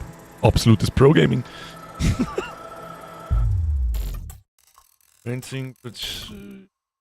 überspringe ich jetzt. Ich sag, das ist, weil die Scheiße machen wir jetzt nicht noch mehr anschauen. So, da sind wir. Okay. Hätten wir uns vielleicht doch anschauen sollen. Da, was haben wir da? Techniker, 50% Effizienz bei Wartungsarbeit. Ach, das ist dein Skilltree quasi. Das ist ja cool. Da hat sie. Ich finde einfach immer gut, wenn sich jemand was ausdenkt hat. Auf verlorenen Posten, Techniker, plus 50% Effizienz bei Wartungsarbeiten. Das kann ich jetzt da nehmen und dann entsteht da so eine Abzweigung oder was. 19 Jahre. Auf verlorenen Posten. Und mein Skill ist quasi, dass mir mein Hirn vorgaukelt, dass ich früher als Techniker gearbeitet habe. Verstehe ich das richtig? Da hat sich jemand was denkt. Du schließt deine Zimmertür und drehst die Musiklautstärke hoch. Du hast sein ewiges Gebrüll satt. Hast du dafür die Uni abgebrochen, um mit seiner Frustration und Trunksucht klarzukommen? Du hast dir gesagt, dass du dich um Mama kümmern würdest, aber er macht es dir nicht leicht. Vielleicht solltest du nächstes Mal einfach die Haustür absperren, doch was würde Mama dazu sagen? Der Auszug. Du hast ihr versprochen, dass du hier rauskommst. Du musst dieses Versprechen halten. Du kannst dein Leben nicht verschwenden. Sie würde das nicht wollen und du kannst sie immer noch besuchen. Nicht ganz so oft vielleicht, aber die Möglichkeit besteht. Nein, du wirst sie ganz sicher besuchen. So, warte mal, die Frage ist, was da jetzt passiert. Wird dann der Zweig da abgeschnitten und der restliche Zweig ist weg? Das war natürlich krass. Aber schauen wir mal, was passiert. Das sterben wir jetzt einfach und das sterben wir jetzt einfach. Haben wir überhaupt 20 Rapidium? Schauen wir mal. Vielleicht hätte ich das doch da lassen sollen. Ich bitte um Verzeihung.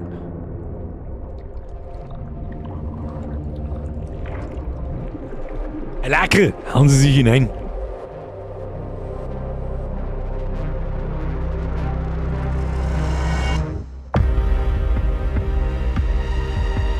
Okay.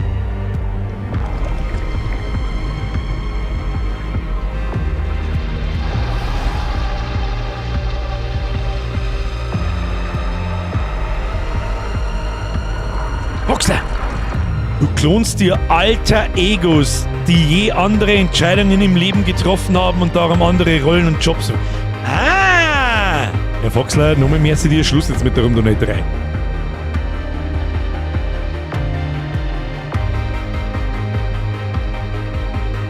Darum die Altes. Coole Idee.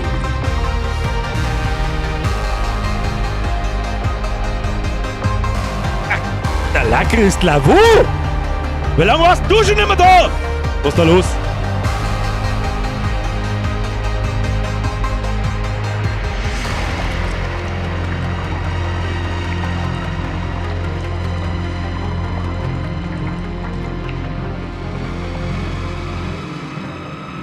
Das heißt im Prinzip, du klonst dich selbst, aber halt mit so einer Gedankenabzweigung, der andere ist der bessere Techniker. Kann ich dann in denen umeinander springen und so und verschiedene Leute... Ach du Scheiße, was ist denn jetzt? Ah, Quantenplätze ist jetzt einer belegt von 3. Was zwar nicht... Techniker im Gange. Okay, wahrscheinlich müssen wir jetzt ein Ereignis unten... Gehen wir jetzt da mal außer und werden wir in die Gebärmutter reingehen müssen, fürchte ich, und dann werden wir das Ding produzieren müssen, ne? Vorgang läuft, Techniker, warten auf Initialisierung des Aufwachvorgangs.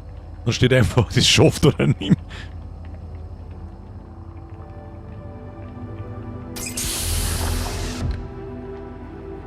Ja, ein bisschen Hunger wie mir selber, hä?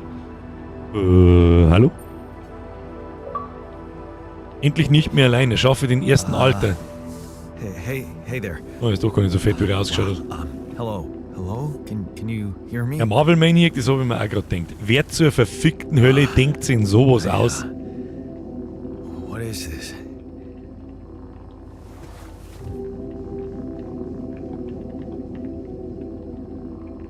Angst und Where am I? Unsicherheit.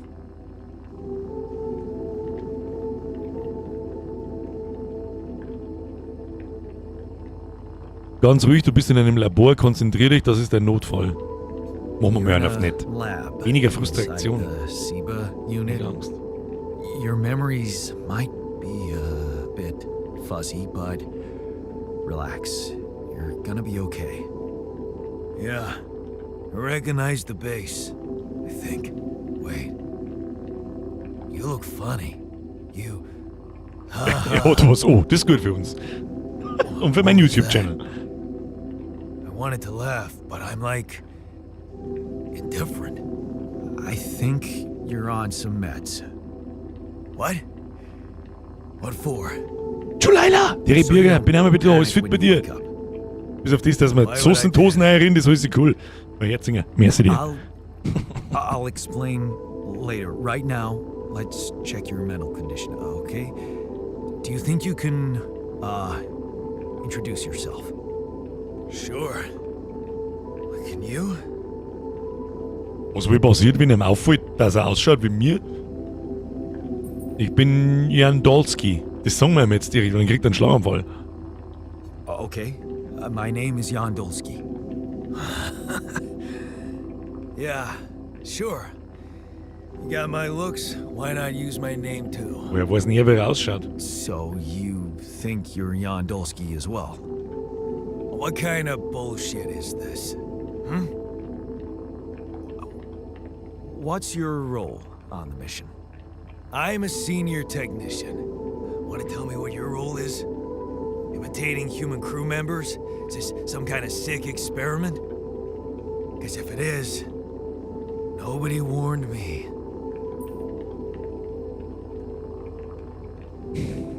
In a way, it is. But you're wrong about one thing.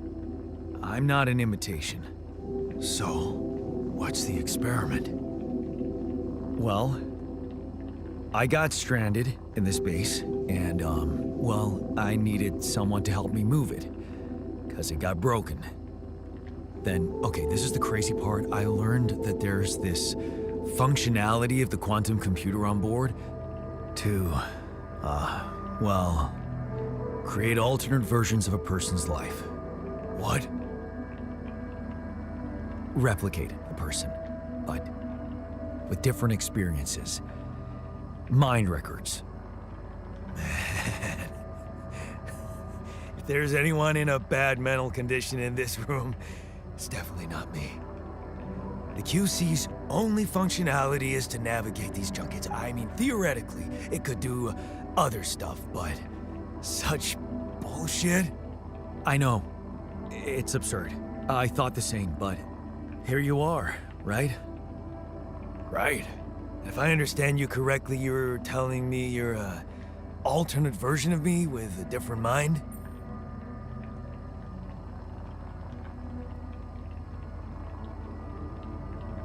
Also, ich habe den Eindruck, es ist nicht der erste, aber nicht der letzte Klon, den wir mir da in unser Basis einbauen, und ich kann mir schon vorstellen, was da, wer kommt denn auf sowas? Das ist fucking Genius, Alter. Und du kannst mit denen kommunizieren und so weiter, und je nachdem, die reagieren mal positiv, mal negativ. Ich kann jetzt natürlich noch nicht sagen, was das für Auswirkungen hat, wenn es super positiv sein oder super negativ. Aber ich habe zum Beispiel so Spiele ziemlich viel gespielt wie RimWorld. Und da ist ziemlich beschissen, wenn deine Crewmitglieder unzufrieden sind und auf einmal das Randalieren anfangen. Darum sind wir mal lieber nett zu denen. Aber ich weiß jetzt auch nicht, was da die richtige Antwort jeweils ist. Sort of, yeah. And, you said we were stranded. Yes. It's just us. Like I said, there's a malfunction in the machinery. If you don't help me fix it soon, we're both gonna die. So, wait. Let me get this straight. This is an experiment in which... Ja, Marvel Maniac gegen mir ganz genauso. Me, and this version of me woke me from cryosleep to help fix a malfunction because there's no one else on board. What if there was no malfunction? Where would I be? Das ist eine richtig krasse Scheißfrage eigentlich, die er da gerade stellt. Ja, aber was soll man ja, what the fuck, da muss da einen Schädel zerreißen, wenn da das jemand sagt, ja du, ich hab mich gerade so quasi geklont, bloß ein bisschen anders. Und wo war ich vorher? What? What? You'd still exist? Ja genau, du existierst theoretisch. Theoretically, at least? Theoretically? Oh, schlecht. You bastard. I can see now what the meds are for. I can't even lash out at you, just this passiveness. What am I? What? Look. Warum denn so viel it's a lot. Frustration? Hier überhaupt nichts da. Sort it out, I promise. But trust me, if we don't fix the machinery fast, we're gonna go in a very bad way, and you'll never get the chance to understand this properly. Experience your feelings without the meds. I don't like this kind of pressure. Well, Hör jetzt auf mit deinen roten Dinger, hier überhaupt nichts da!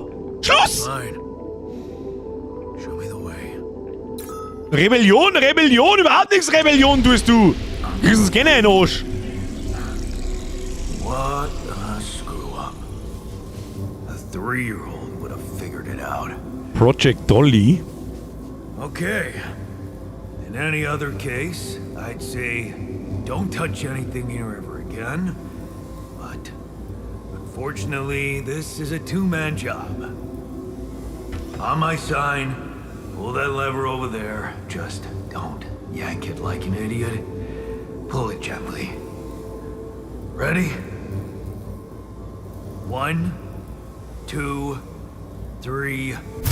Now. Yes! It worked! You did it. We're gonna live.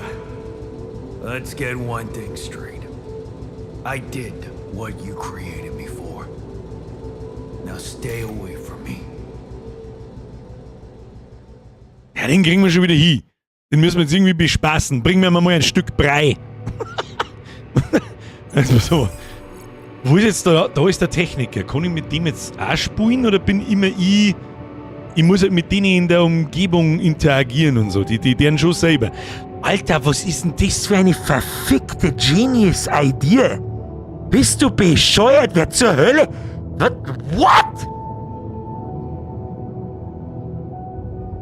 Wer zur verfickten Hölle denkt sich denn so... What? Brrr. Und ich war der Meinung, es kämen keine guten Spiele mehr und nichts Nice. Okay, sofort die Fresse halten. Muss ich jetzt da das Ding betätigen oder muss ich da starten das Antriebssystem in der Kommandozentrale? Kommandozentrale, links auf... Okay. Okay. Es ist was komplett anderes, was mir ich gedacht habe, was das für Space. Aber... da gehen wir bauen. Antriebsmodul, Reise starten.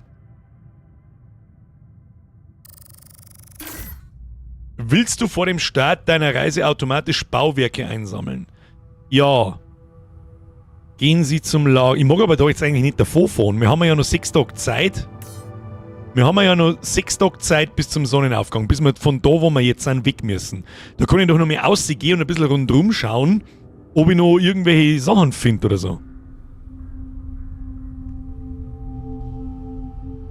Egal. Progress. Gehen Sie zum Lager. Automatisch sammeln. Sammeln. Dein Fortschritt wird automatisch gespeichert, wenn du schlafen gehst. Die Reise beginnt. Schließe den Prolog ab.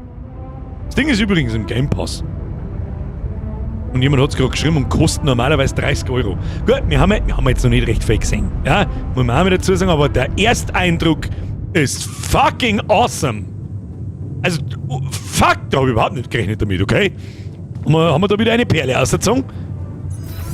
Keine Aufgaben, Gemeinsamkeiten. Öffne die Registerkarte Alters. Der Techniker und ich, was ist da das? You but not you. Merci, Schluss, nix Schluss, solange ich nur rebellieren kann. Ruhe! Merci dir. Öffne die Registerkarte Alters. Der Techniker und ich haben einen schlechten Start gehabt. Ich sollte mehr über ihn herausfinden. Vielleicht können wir trotzdem noch Freunde werden. Nahrung? Du verbrauchst eine Mahlzeit pro Tag. Mahlzeiten können in der Küche zubereitet werden. Verbraucht ihr auch eine? Filme. Du hast beim Durchsuchen einer abgeworfenen Frau einen Film gefunden. Vielleicht gibt es einen Weg, ihn in der Basis anzuschauen. Ja, da wird es dann schon irgendwo.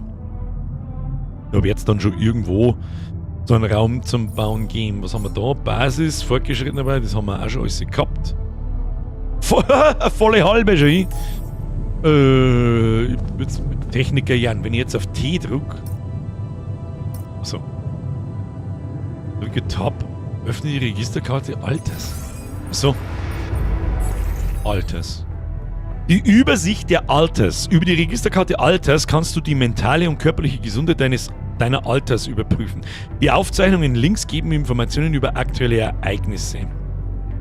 Keine Verletzungen, minimale Strahlung, er hat heute genug gegessen. Das erinnert auch wieder so ein bisschen an Rimworld und die Aufrechterhaltung der Moral deiner Crew und so. Mit Verletzungen und was weiß ich, was alles sehen. Gefühlszustand, er ist wütend. Frustration, Rebellion, Unsicherheit, Angst, Belastung, Trübsal. Ja, recht fröhlich schaut er nicht aus. Und was soll ich da jetzt damit? Da steht jetzt Sim-Stund. Was bedeutet das? Weiß ich nicht. Ist eine Sim-Stund alt. Ich habe es gestern durchgespielt, ist super awesome. Lucky. Wenn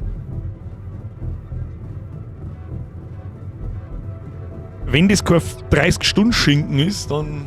Und wenn das Level so bleibt an Faszination und überhaupt. Und das Gameplay muss jetzt auch cool werden. Ist bis jetzt ganz cool. Schauen wir mal, was noch kommt. Also da fällt sich ja mal überhaupt nichts. Die Frage ist jetzt, was soll jetzt da tun? Sprich mit dem Alter. Alter! Der Techniker und ich haben einen Schritt. Sprich mit dem Alter. Na gut, dann gehen wir halt auf. Was haben wir? Mir rechts, ganz auf, viel links. Kriegen wir hin.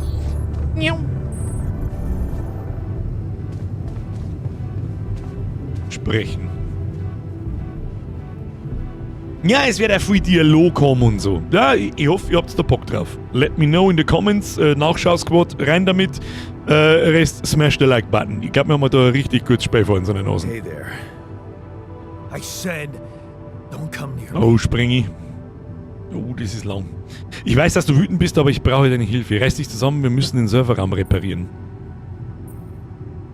Ja, dann probieren wir es mal auf die nette Art. I get it.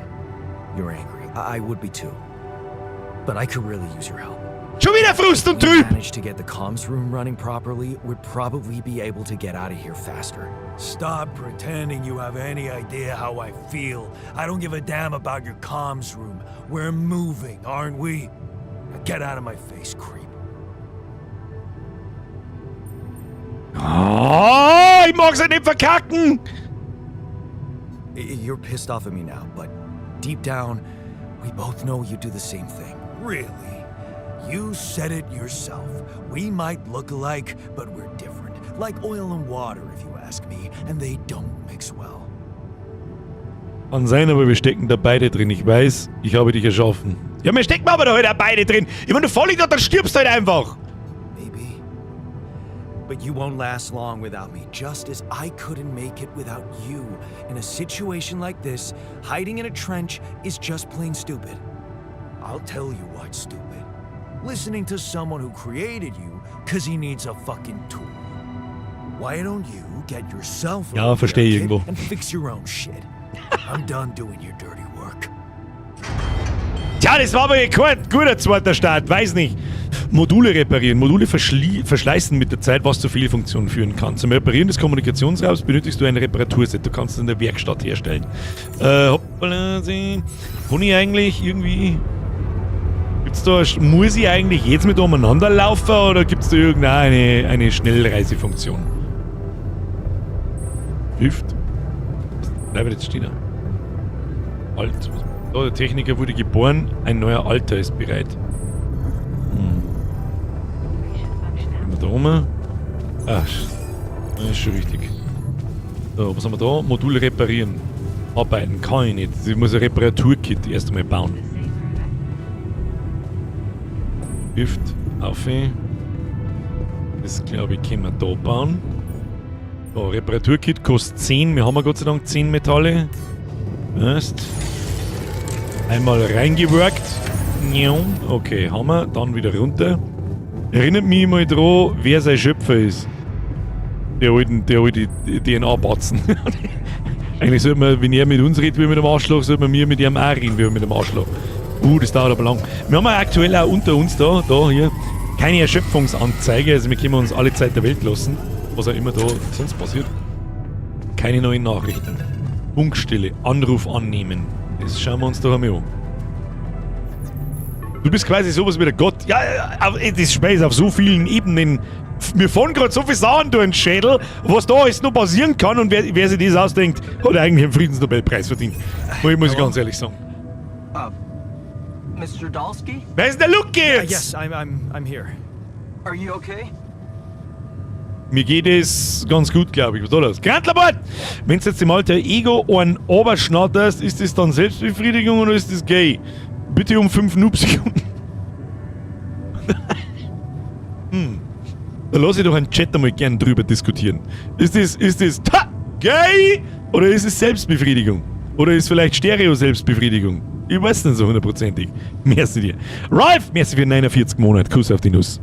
Mir geht es ganz gut, glaube ich. Weit davon entfernt. Also wir haben ja eigentlich ganz fit. I think so. I was almost done for it, but then I got these crazy instructions to duplicate and edit myself. Was that you? Ja, hilft nicht. Ja.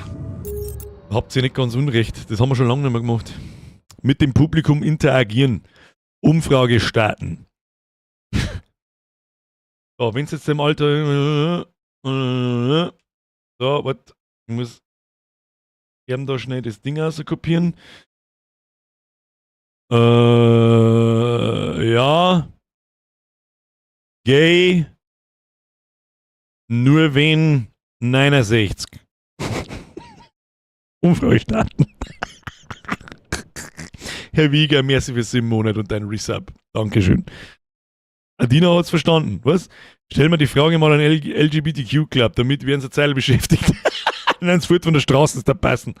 Wehe, die werden nicht endlich mal wieder 50-50 offen. Kann gar nicht 50-50 werden. Umfrage ist im Chat. It's called branching. The duplicating and editing thing. I need to know if you Grantler Sepp. pulled it off. Really?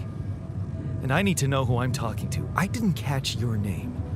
Lucas Pena, Space Traffic Control, Orbital Substation L7. Now, the branching. Did you do it? Branching, ja. Habe ich übrig, aber ich habe mir auch keine Wahl gelassen, so wirklich. Aber ja, danke. Ich weiß jetzt nicht so sicher, ob. Sagen wir mal danke. Yeah. I created my altar. Thanks for the help, I think. Is this even legal? You found Rapidium, Mr. Dalsky. We needed to act. Also holst du mich hier raus, ich will einen Vorgesetzten sprechen, was ist bei der Landung schiefgelaufen, was soll das mit den Gedächtnisprotokollen? So, you're Sagen wir es nicht getting unnötig out, entlängen. right? You know how to do it.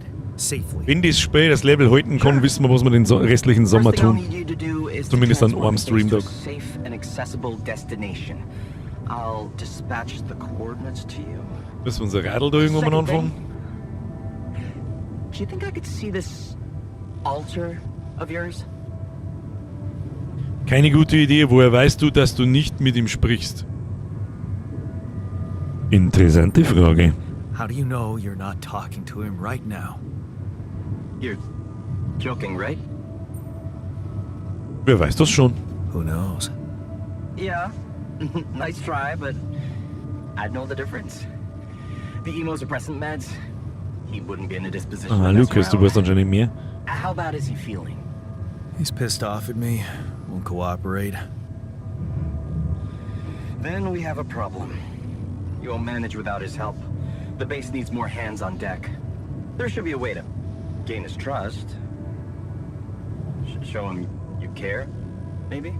I told him I wouldn't survive without him. Yeah, that's just words. Maybe you should share something. What? Why? I don't know. Just a thought. My grandma used to say, sharing is caring. Yay. Let me think. What can I share with him? My Unser playlist? Bandshirt. Und so ein Scheiß, oder? Wait, suppose it's not about what you can share with him, but what you already do. Ich glaube, hat LGBTQ Karen left this Chat. Da haben, glaube ich, in den letzten paar Jahren haben da schon mehr LGBTQ Karens in den Chat geleftet. Merci dir.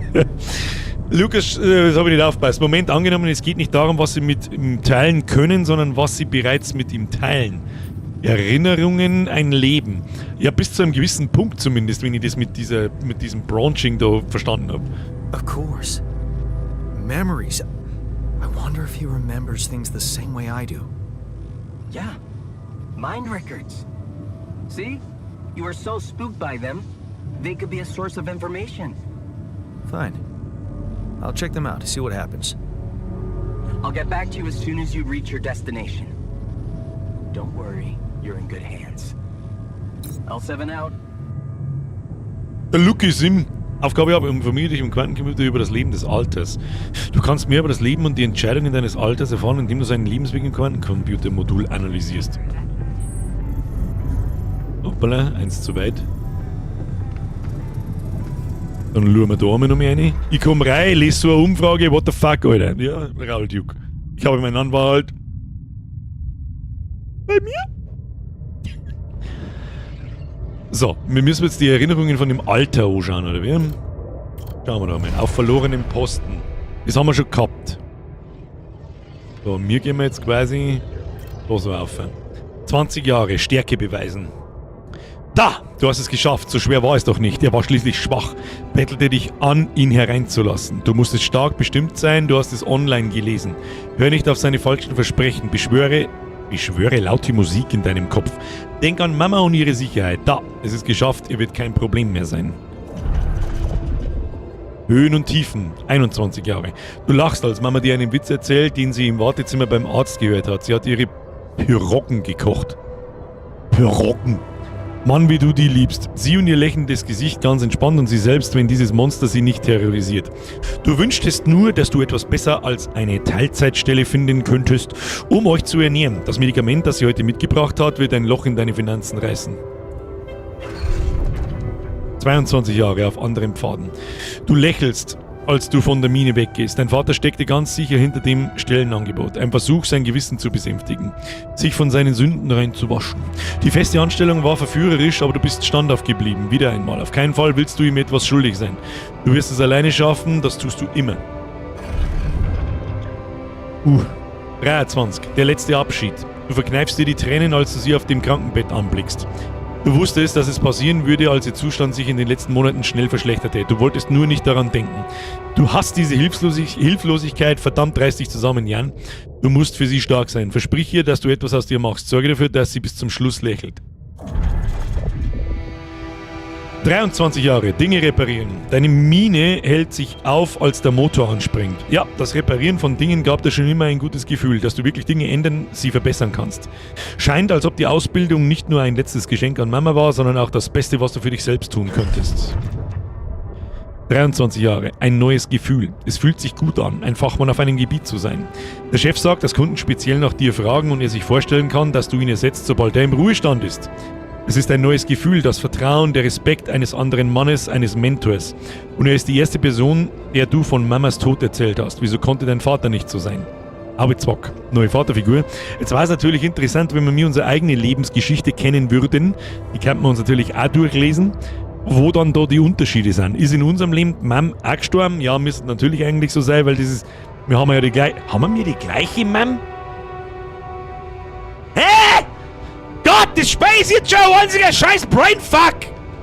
Ist er aus einem Paralleluniversum? Wo hat denn der die Erinnerungen her? Wo haben denn die stattgefunden? Was? What? Außer Zoomen. Stirbt in meinem Leben Mit ihr ist es anders. Mach weiter für sie. Zu spät zum Abschied nehmen. Arbeit im Ausland, weit weg von zu Hause. Das schaut so danach aus. Also unser Mann ist auch gestorben. Also das ist jetzt der Gedächtnisstrang von uns selber, nicht der vom Alter. Du hast ihn verpasst, den Moment, als sie zusammenbrach. Wie der Krankenwagen sie wegbrachte, es geschah alles so schnell, du hast den Moment verpasst, um mit ihr zu sprechen, als sie noch bei Bewusstsein war. Du bist jetzt zu Hause, aber was macht das für einen Unterschied? Du hast es verbockt, es ist zu spät zum Abschied nehmen.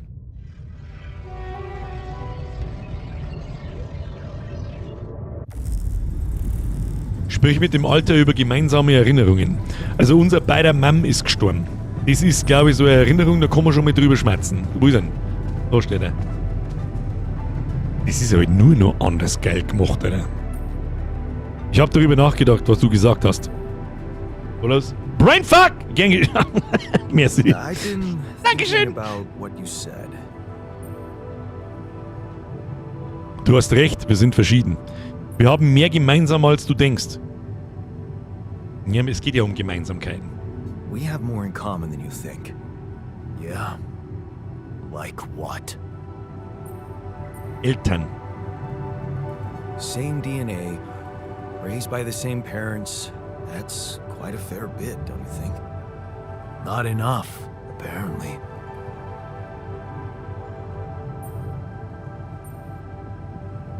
Ja. Maybe standing up to Dad changed you. Something I never did. Oh, really? And what did you do?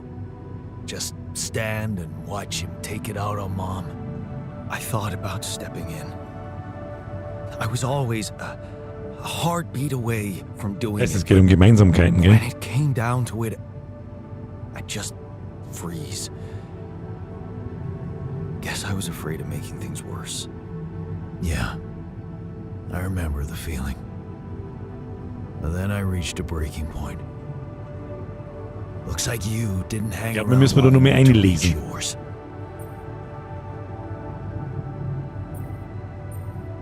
Or Aber aus diesem Dialog komme ich jetzt leider nicht mehr raus, ohne dass er wahrscheinlich 15 Mal rote Punkte kriegt. college was a good excuse to just get away from it all.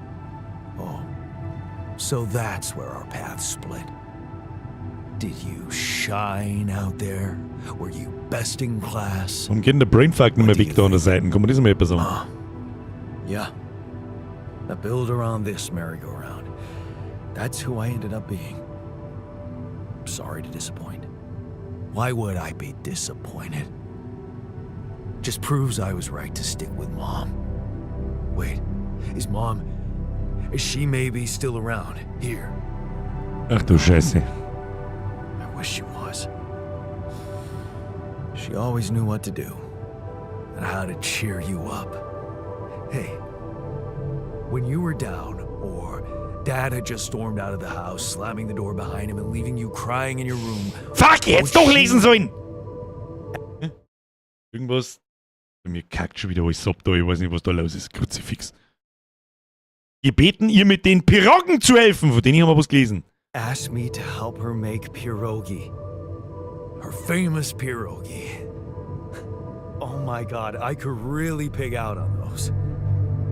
And making them together was fun. Fun. Yeah, wow, why don't we go for it? Why don't we try and make Mom's famous pierogi? No way we'd find the ingredients here. Ja, das kriegen wir schon. Kühlmittel und Öl, Bier und synthetische Stärke, Schmiermittel und Fungizid. Das hört sich doch gut an. Bier und synthetische Stärke, rein damit! Who said they have to be right? Beer and synthetic starch should work. Yeah, hilarious. I can pull it off. You'll see. But there's one condition. You're eating them with me. If you die, I die. Why not? Won't change much, I guess. Alter, was da für Geschichten zusammenspinnen kannst. Jede Person auf der Basis verbraucht eine Mahlzeit pro Tag. Hochwertige Mahlzeiten heben die Stimmung deines Alters. Ja, das kenne ich irgendwo aus... Also, da müssen wir Piroggen aus Rimworld. Piroggen! Nicht ganz so gut wie die von Mama, aber der Geschmack macht trotzdem nostalgisch. Braucht Ressourcen, Rohgas, Dauer, ich sag da jetzt einfach mal eine Stunde dazu. Die tun wir in die Warteschlange und dann gehen wir hier im Baum. Also, wollten wir die nicht miteinander kochen, weil Spaß und so, und hier sitzt hier und lasst mich wieder mal, ja. Aber Zeit läuft aktuell eh nicht. So, eins Piroggen. Piroggen essen. Ja, es hat schon sehr viele Story-Momente und so. Das ist eigentlich richtig stark gemacht. With an interstellar twist. What do you think? Ich hab ja auch Hunger, Kruzifix. Now I know how Mom must have felt. That day she had a terrible flu and I Tobi, decided schau mal to cheer gleich. her up and make pierogi for her. Right. Yeah. I put like a ton of salt into the filling. And I overcooked them into a shapeless pulp. They were inedible. But you remember what she did? Uh-huh. She ate them all and never said a word. No, she said they were delicious. Yeah. Yeah, you're right. So, they're delicious, man. Shut the fuck up. Das ist richtig gut gemacht, Alter. Taugt mir. Taugt mir sehr gut. Lol. So, hier, Techniker, was müssen wir jetzt da? Sprich mit dem Alter, schon wieder. Haben wir jetzt super Besties. Also, So. hilfst mir jetzt das Ding zusammenbauen. So, War das in Ordnung? are we cool now? Cool. Do you mean did I come to terms with waking up as tech support for my doppelganger? You might have to give me something stronger than dehydrated dumplings to wrap my head around that.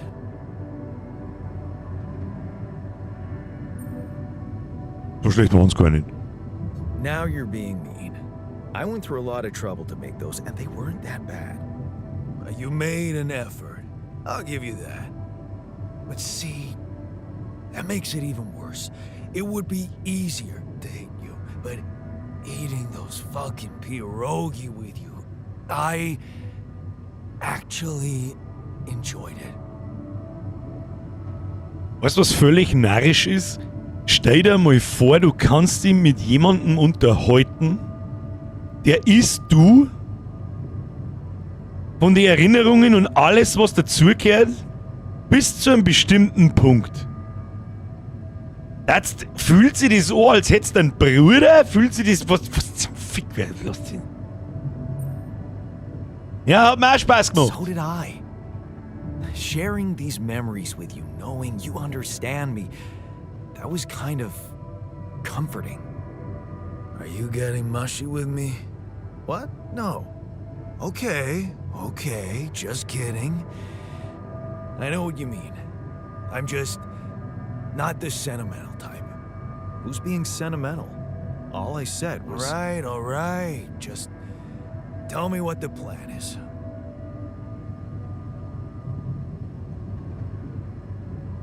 Ja, ich traue diesem komischen Unternehmen heute überhaupt nicht.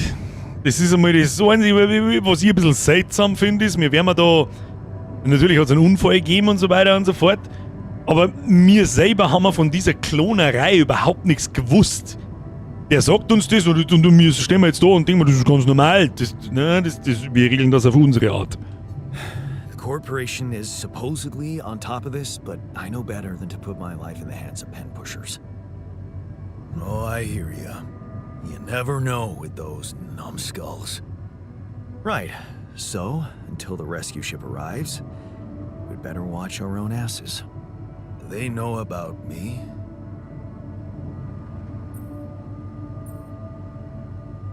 Sagen wir es ihm oder sagen wir es ihm nicht, aber wir sollten eigentlich komplett ehrlich sein mit ihm, wenn wir es auf unsere Art machen und die Firma ein bisschen...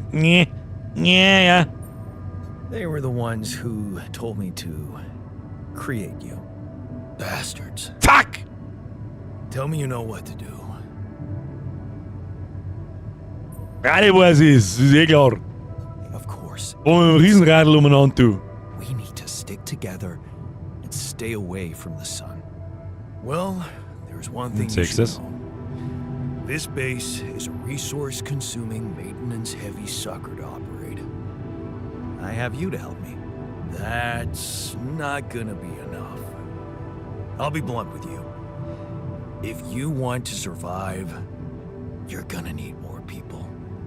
People? What people? Mehr The Alters. Rapidium's there. Use it. Make more versions of me. Da haben wir jetzt aber schnell von, das ist eine fragwürdige Scheiße zu, machen wir ein paar mehr Versionen von uns kommen. Was ist denn mit dem OBS schon wieder los eigentlich? Wieso ist da immer Blackscreen? Was ist diese? Was ist dieses? Warten noch irgendjemand da? Hallo, hallo, Mike Check 1,5, was sagt denn die Umfrage? Nur 200, von knapp 1000 Leuten schaffen es plus 245 da drauf zum Drucken. Wenn jetzt deinem alter Ego einen oberschnatterst, ist das dann Selbstbefriedigung oder ist es gay? Ah, trauen sich die Leute wieder nicht drauf drüber. Wo ist eigentlich Nummer 2? More Alter. Ich drücke mal auf Nein, jetzt Umfrage beenden. So, da kriegt das Ergebnis. Stream und Sound ist alles okay. Dono, Alter. Grantlerbart, wenn jetzt der alte Ego am anderen gleichen Bab hat, ist er ja mehr oder weniger nicht mit dir verwandt, oder? Also wenn's noch einzimmerst hinter eine, ist es dann legit oder Toria Inzest. Hashtag Fragen über Fragen. Heute so ein Maule Idioten. Du meinst Versionen von mir, du meinst Versionen von uns. Wir haben ja dann zwei so Gedankenstränge, aus denen wir mir lustige Leute machen können. Versions of us both, you mean? Huh. That almost sounded like we're planning kids. Ja, wieder nächste Frage über Fragen. Skills, though. Ich wollte es eigentlich vermeiden. Ich kann es kaum erwarten, es nochmal zu tun. That's what she said. Actually, I can't wait to branch myself again. Sure, take the bull by the horns. Good luck keeping him happy. Ja, aber jetzt wissen wir, was wir so tun müssen, damit dass der ein bisschen fröhlicher ist. Jetzt können wir uns da einmal, jetzt passen wir auf, Produktion. Reparaturkits braucht man nicht. Küche, warum ist da so ein Questzeichen dort? Ist ja wurscht. Aufgaben haben wir keine. Alters, wie schaut er jetzt aus? Motivation, Spaß. Also er ist schon ein bisschen besser. Ist aber immer noch ein bisschen frustriert und rebellisch. Das kriegen wir schon. Minimale Strahlung, Saat, ich bin stinksauer auf Jan, er bringt mich zur Weißglut. Was das da herum bedeutet, weiß ich noch nicht so ganz. 7 Stunden. Was bedeutet das 7 Stunden? Werden wir schon noch herausfinden. Werden wir schon noch. Ja gut, dann machen wir halt nochmal einen, oder? Dann machen wir halt nochmal einen. Gehen wir da rum. Zack, zack. Schauen wir, was passiert. Können wir noch einmal? Die Frage ist, von wo? Quantenplätze. Ich muss jetzt da wieder Alter schaffen.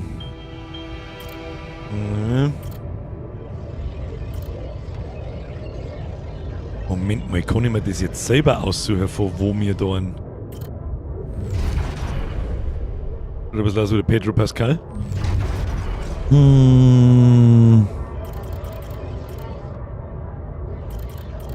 Vorher war das ein Symbol dort, wo ich jemanden erschaffen habe können. Jetzt ist da nichts mehr. Was haben wir jetzt, oder? Project Dolly, du betrittst das Raumschiff ein wenig nervös und aufgeregt. Du fliegst ins Weltall, an einen Ort weit weg von hier, wie du es immer gewollt hast, weit weg von deinen Problemen. Du denkst über sie später nach. Oder vielleicht sind sie verschwunden, bis du wieder zurückgekehrt bist. Das war so die letzte Geschichte anscheinend.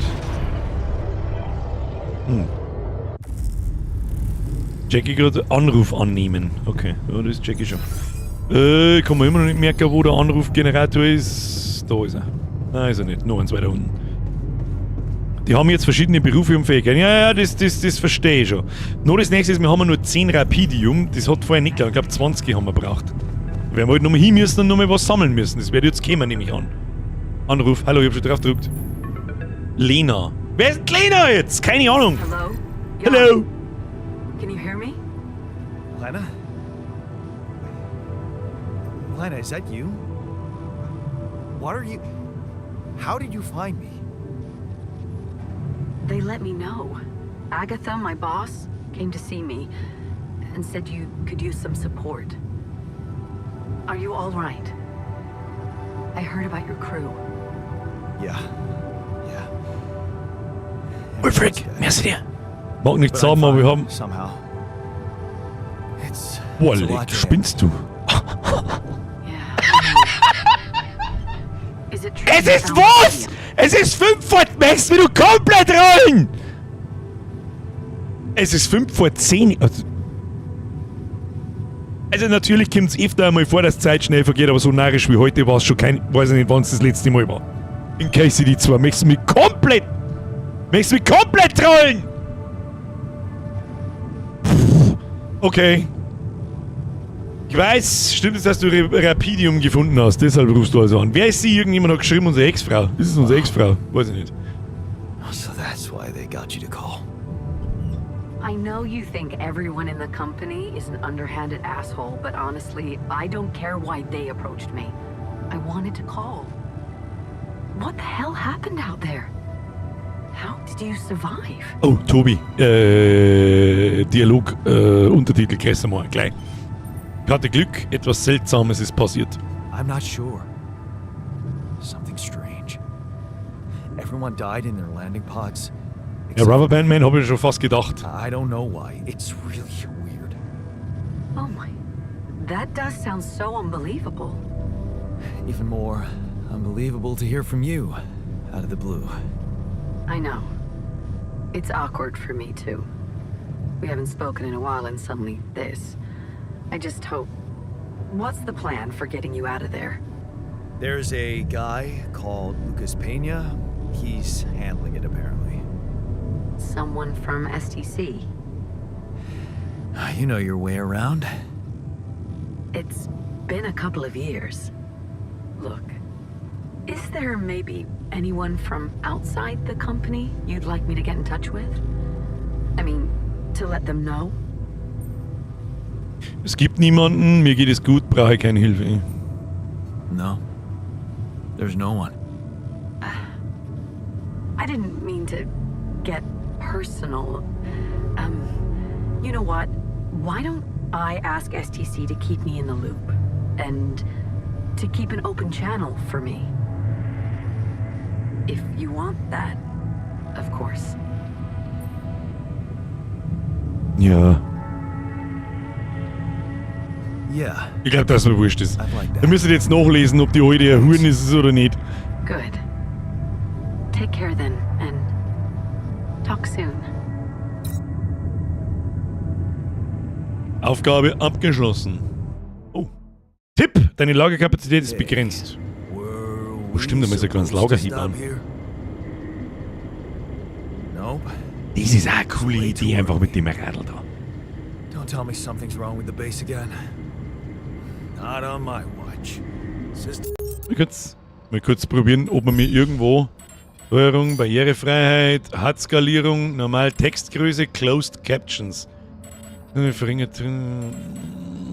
probiere es jetzt einmal so, erhöht. Schauen wir, wie das ausschaut. Was für eine Controller, Steuerung, Grafik, Gameplay, Wirtschaftsstandard, Action-Elemente, Sprache Deutsch, Untertitel anzeigen, ja, Name des Sprechers, ja. Nur Dialog.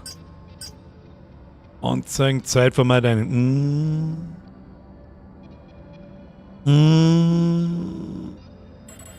Ich fürchte, dass man das nicht größer machen kann, außer es skaliert mit dem HUD mit. Schauen wir mal. Systems are working fine. Something else. Schaut nicht gut aus. Tobi, schaut nicht gut aus.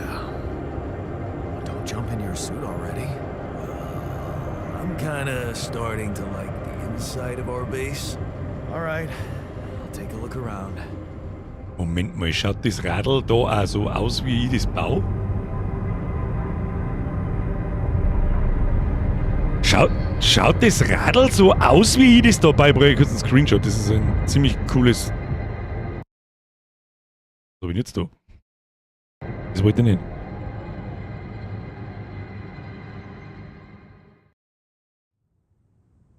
Strahlung kann tödlich sein, bleibt nachts nicht außerhalb der Basis, halte die Strahlung blau. Tag 6, die Sonne ist weit entfernt. Voll geil. Warte, muss ich noch mal schnell zurückschauen? Tatsächlich, geht das scheiß Radl, schaut dann draußen tatsächlich auch so aus wie... Cool. Got a minute. We need to talk. Schon wieder labern. Ja, man redet ein bisschen sehr viel. Ich hoffe, dass es jetzt nur am Anfang so ist und dass dann nachher ein bisschen mehr Gameplay wird als... aber man muss ja da mehr hineingeführt werden, was da überhaupt los ist. Dann müssen wir nur jemanden klonen. So schaut's aus. Wolltest du etwas mit mir besprechen? Something you wanted to discuss with me? I wanted to. So wie der Wille war da. congratulate you. Ich seh's nämlich auch rechts auf meinem anderen Monitor. Das ist, wenn du am Handy schaust, so winzig. Me on board. Seriously? Yeah. I flipped through some manuals while you were sitting on your hands. Looks like we had the base operating in minimum maintenance mode. Oh? Yeah. But I played around with functionality options and hey presto, we got some new handy toys unlocked.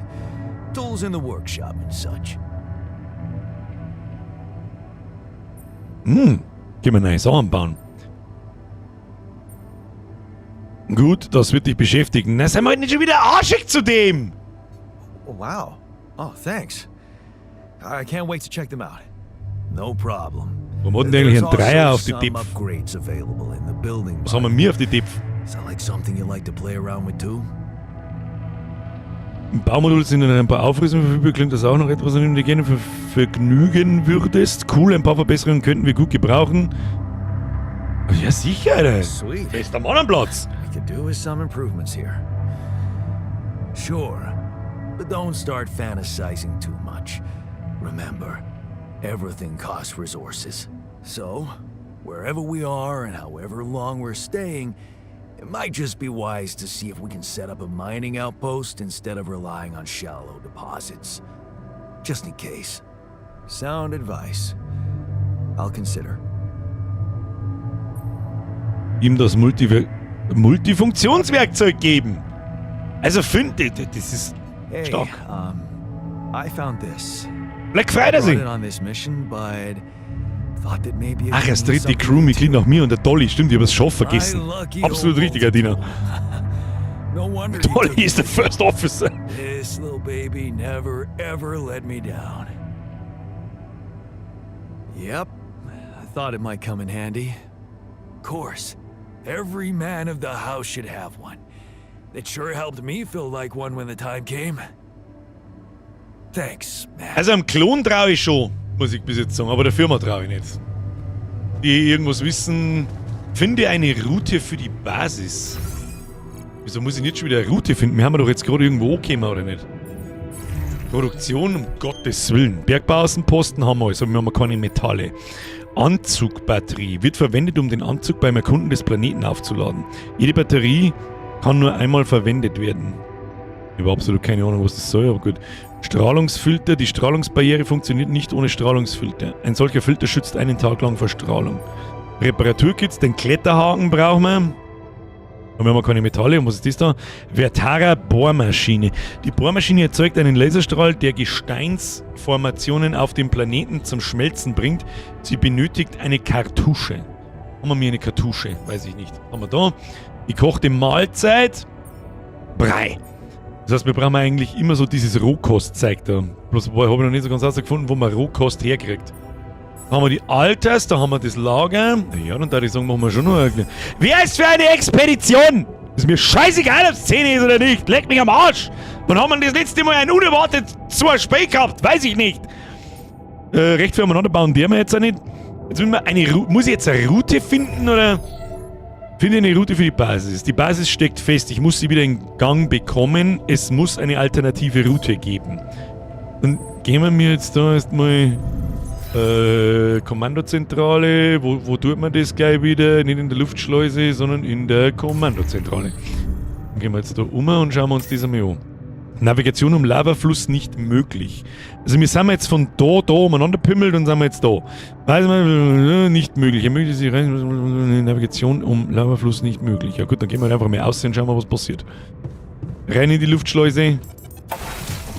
Metalle suche, Phase 1. Die waren rot, wenn ich mich richtig erinnere. Gehen wir mal. Ah, da ist was Rotes. Überall, wo was Rotes ist, her mit dem Schund. Seht das? Ja, ist aber nicht fein. Aber nicht der Teufel, du. Was mich ein bisschen irritiert ist, dass man da nicht springen kann. Macht mich ein bisschen fertig, muss ich sagen. Da ist ein Haufen Zeug rot, komm ich da rein. Wieso komme ich da nicht rein? Warte mal. Anzugs wieder hier.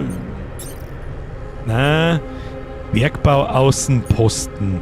Reisepylon, Pylon.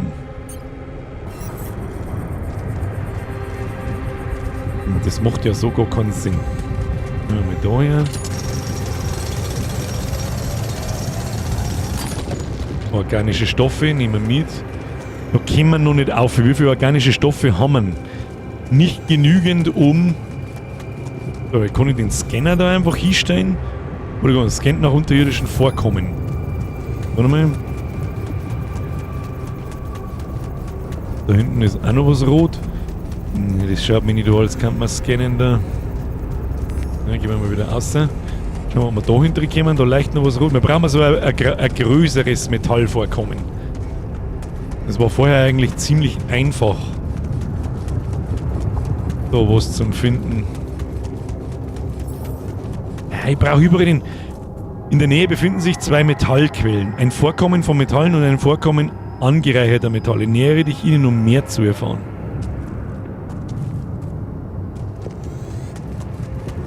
Da hinten vielleicht... Ach, da. Aha, aha, aha. Tiefe Vorkommen, muss ich die auch wieder mit dem Scanner abbauen? Vorkommen von angereicherten Metallen. Muss ich kurz was probieren? Nein. In diesem Vorkommen ruhen Metalle und angereicherte Metalle, die du abbauen und weiter verarbeiten. Warum ist denn da so viel Radioaktivitätsscheiße? Was soll das? Der Abbau dieses Vorkommens geht relativ schnell, aber im Gegensatz zu anderen Vorkommen befinden sie sich in einer Gegend mit erhöhter Strahlung. Ja, super!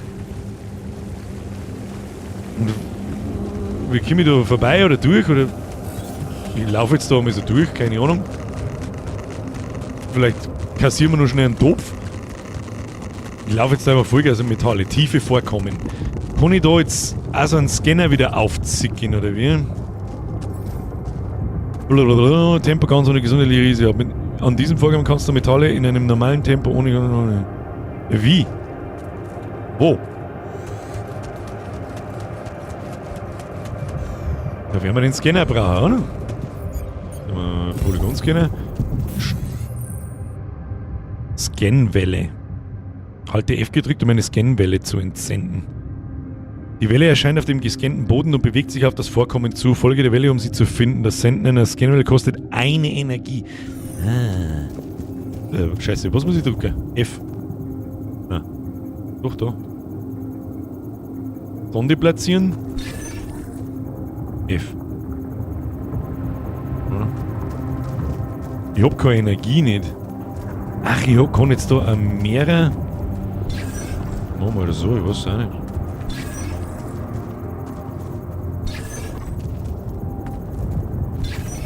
Machen wir da einfach mal so, ich weiß es ja auch nicht. Was auch immer das jetzt soll da? Na. Na. Moment mal.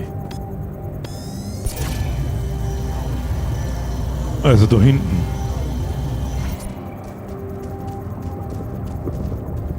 Dann probieren wir es wieder mit da.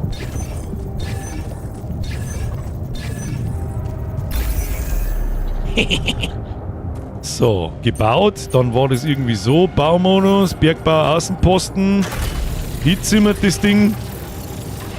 Und dann gehen wir mir da so her. Nein, da müssen wir es noch verbinden, glaube ich.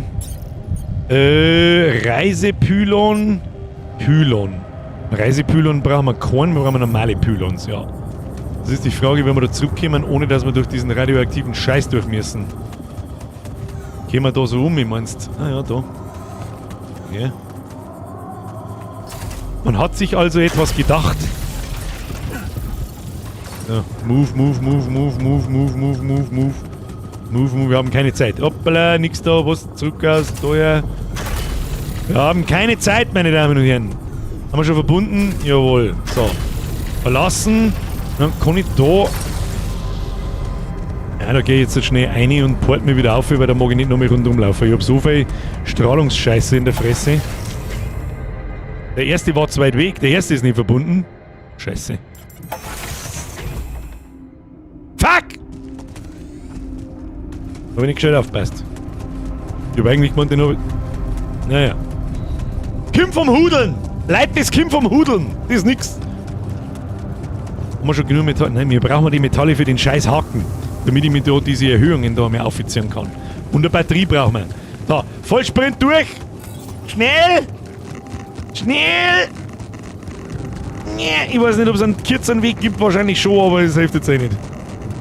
So, die Frage ist, den Pylon. Den müssen wir verkürzen. Jetzt warte mal, vielleicht kriegen wir das so geschissen.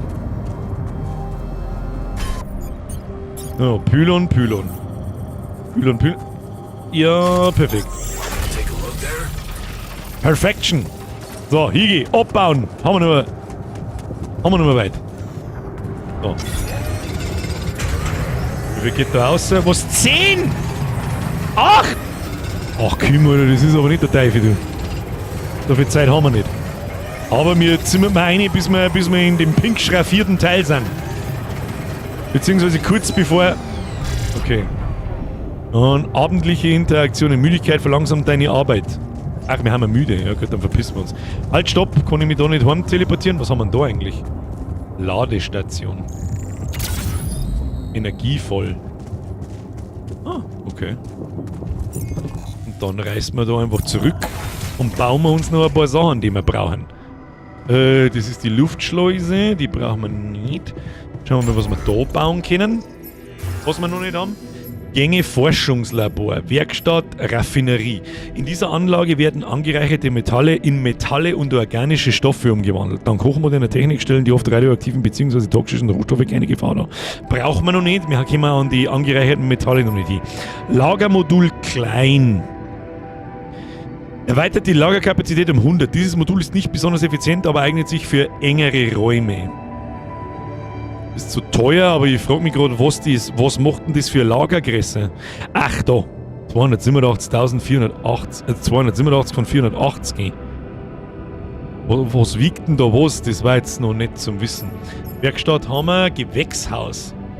Ein Hüter, ich weiß nicht, es gibt da schon hier, aber da brauchen wir was anderes.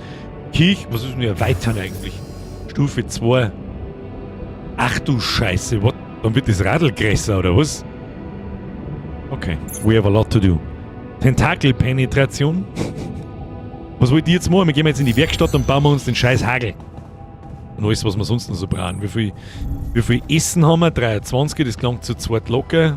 Ewig und 3 Tage, das ist die Gebärmutter, da haben wir 2. Kannst du auch den Techniker zum Abbauen zuweisen? Was? Wie?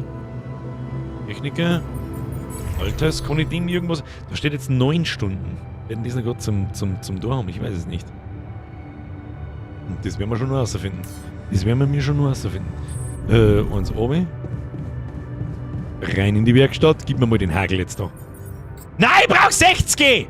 Gott verdammt nochmal! Was ist das da? Die Bohrmaschine erzeugt einen Laserstrahl, der Gesteinsformationen auf einem Planeten zum Schmelzen bringt. Sie benötigt eine Kartusche. Ich weiß nicht, was eine Kartusche ist. Gut, dann bauen wir uns eine Anzugbatterie. Wäre, wenn wir die machen können. Das ist die Anzugbatterie um her, kann man überbrauchen, bevor wir gar nichts damit anstellen. Und am nächsten Tag gehen wir noch mehr aussehen. Machen wir das Ding da schnell. Es ist so viel zum tun. Ja, ja. Es ist wirklich extrem viel zum tun. Kriegen wir schon. Wir haben wie lange haben wir Zeit? Wo steht das gleich wieder? Wann die Sonne kommt? Wann kommt die Sonne?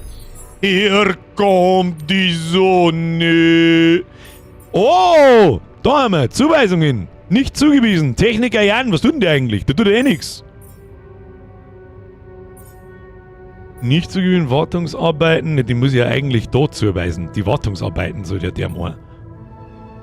Und dann braucht man Rapidium. Müssen wir irgendwo finden. Voraussichtliches Ende der Arbeitszeit. Die Arbeit wird morgen früh fortgesetzt. Okay. Ja, passt schon. Na. Alter zuweisen. Ja. Achso. Keine geplanten Reparaturen. Werkstatt. Passt schon. So, wir haben jetzt das Ding. Du bist erschöpft. Da müssen wir uns weiter oben und dann gehen wir schlafi. Ah, ein Tag geht noch. Der hellste Stern von allen. Naja. Ob unsere Sonne der hellste Stern von allen ist, ich weiß es nicht. So, Herr Grantelsepp, jetzt bist du dran. Sorry, dass ich die übersehen habe. Jetzt muss ich wirklich mein letztes Hab und Gut da nachschmeißen, weil du einfach wieder gekonnt die letzte Donau übersehen hast, du blinder Kruzifix. Scheiße. Das heißt, ich hab den noch viel länger übersehen. Wenn sein Alter jetzt nur 7 Stunden ist und du machst unsittliche Sachen, ist das Kindesmissbrauch oder bedenkenlos, weil es doch ein Erwachsenenkörper ist?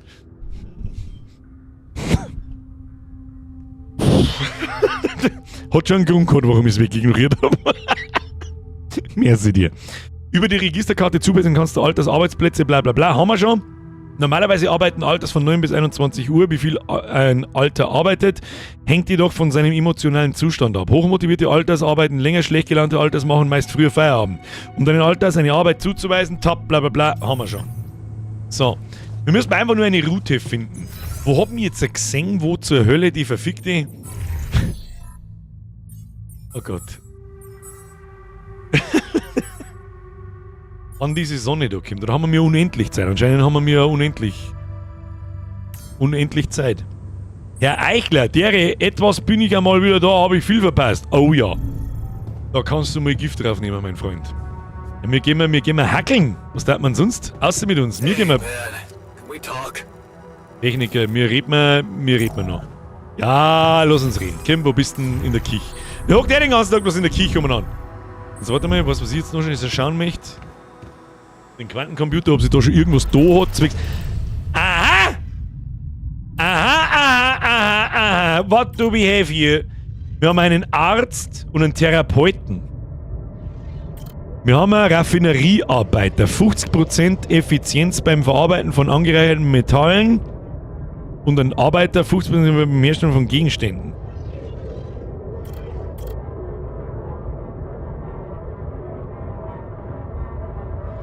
Bergarbeiter, ein Wachmann, Wissenschaftler. Da die sagen, klonen wir uns da einmal einen Bergarbeiter. Kosten der Bums. Ja, 20 Rapidium. Das werden wir wahrscheinlich nicht mehr zusammenkriegen, weil ich noch nicht mehr weiß, was das nächste Rapidium ist. Und das war so den wir am Anfang herstellen, glaube ich, wenn der schneller produziert wie ich selber. Die Frage ist, was habe ich dann noch zum tun? Bin ein bisschen unschlüssig, aber gut. Jetzt hat die Kamera einen kurzen Schlaganfall gehabt. Schauen wir mal, was ihr möchte. What is it? Whoa, you look tired, man. Everything okay? I don't know.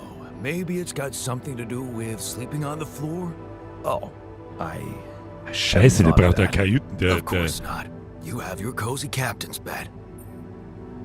Ich werde dir einen Schlafsaal bauen. All right, no need to be so dramatic about it. I'll get you a proper dorm. Sounds like a promise. Ja, gefällt es sich. Hey, kriegst du Schlaf. Wo müssen wir das bauen? Das müssen wir bauen in der Werkstatt. Nein, nicht in der Werkstatt, sondern in dem Ding daneben. So, bauen. Krankenstation, Aufenthaltsraum, Schlafsaal. Haben jetzt schon wieder 40 Metalle weg, aber hilft ja nicht. Alter, wie breit ist denn der geschissene Schlafsaal? Bist du Psuffer oder was? Dann bauen wir ihn da ins Loch runter. Bauen wir ihn da hin, bauen, Aufzug dazu geschissen. So. Wunderbar. So. Muss ich jetzt wieder mit ihm schmerzen oder? Wahrscheinlich schon. Ich denke schon. Jetzt mal schnell mit ihm. Sagen wir ihm, dass er jetzt ein Schlafzimmer hat. Hey, I built that dormitory you asked for. Hallelujah. Ah, Motivation, weniger Trübsal, super. I'll sleep like a full-fledged member of an advanced civilization. Sweet dreams, then. Ich hab bloß nicht geschaut, wie viele Leute da reinpassen. Schaut aus, als wären 2 Betten drin. Ja, das passt. Das passt! Der Klonkeller! Das ist der Fritzelbunker. So, wir gehen da her, arbeiten. Arbeit! So ein Skilltree für mich selber feiert mir noch so ein bisschen. Dass ich halt auch besser wie bei einzelnen Sachen. Aber vielleicht kommt das noch. So, voll rein ins Kehrblech. Haben wir nicht mehr lang. 5 Stunden noch. Hauen Sie rein. Ich brauche den scheiß Enterhaken. Und noch viel mehr. Wunderbar. So, haben wir schon wieder durch. Ja, und ab nach Hause. Herr Richman, Kruzifix, heute ist ja Montag. Scheiß Urlaub war dabei. Viel Spaß, geh nachschauen. Herr Richman, ich wünsche viel Spaß. Wir haben ein richtig stabiles Spiel. Richtig stabil. Stabilste seit langem bis jetzt. Hätte vielleicht auch dazu gesagt. So, jetzt können wir aber das scheiß Ding bauen. Oder? Können wir es jetzt bauen? Gib mal den Hagel. Tu mir den Hagel her. Da, den Hagel möchte ich haben. Was kostet das Ding? 50, 20. Plus 60. Ja. Bringt's das Ding zum Bauen, ist die nächste Frage. Wie baut man diese Metallteile ab? Das ist die nächste Frage.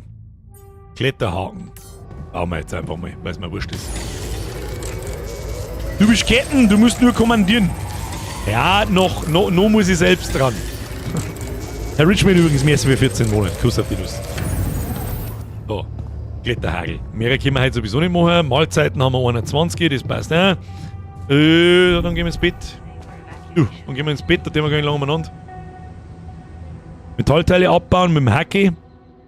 Nein, ja, das ist dieser Enterhaken, dass wir mir über diese Hindernisse aufgeben. Hoffe ich zumindest.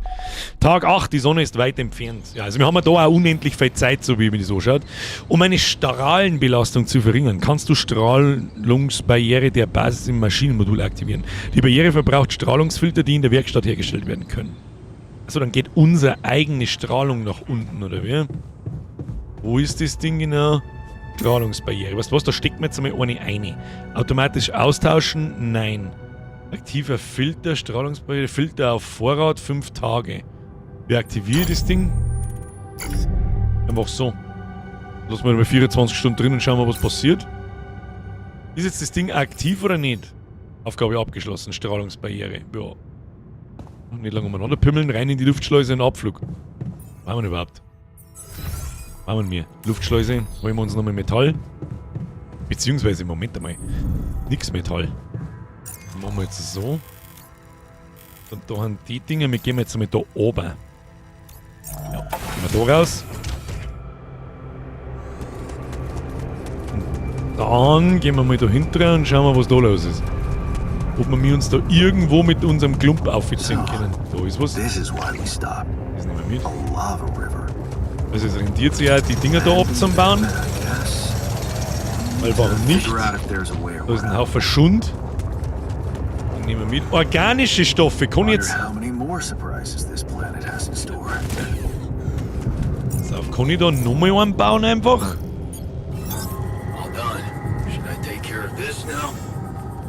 Wartungsarbeiten, Metall... Ja! Baut der jetzt so ein Ding oder was? Ja, das ist ja voll geil. So, ich hätte jetzt einfach mal gesagt gehabt. Oh shit. Ja, gut. Machen wir es so. Das Menü ist ein bisschen schwammig, muss ich ganz ehrlich sagen. Aber machen wir einfach mal. Weil es eh wurscht. Sag mal, wie viel sich in die Steizen haben mich?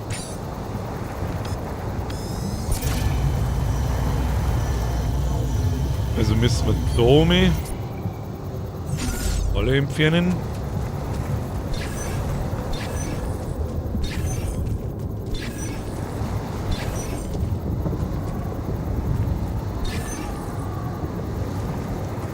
Wieso haben wir jetzt da mehrere Stützen? Das verstehe ich jetzt nicht ganz, aber gut. Wo gingen die Wein hin? Die gingen da hinten, ja?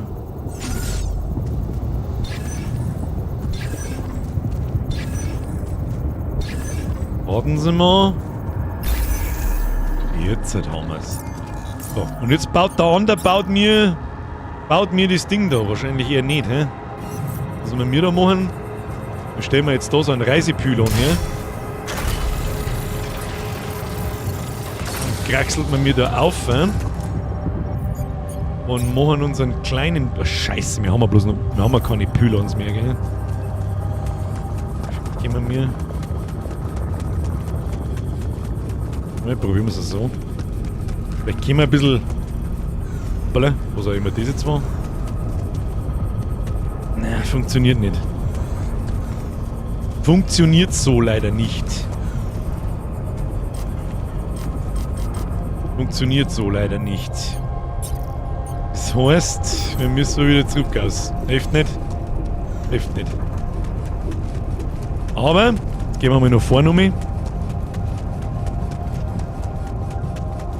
Weil ich wissen möchte, ob man sich da... Kann ich Pylons miteinander verbinden? Warte mal. Ah, und das kostet 2 Energie im Anzug? Ja, ich verstehe schon. Ich verstehe schon. Was haben wir jetzt denn? Machen wir Folgendes. So, Reisepylon. Den stäbselt man mir jetzt da her.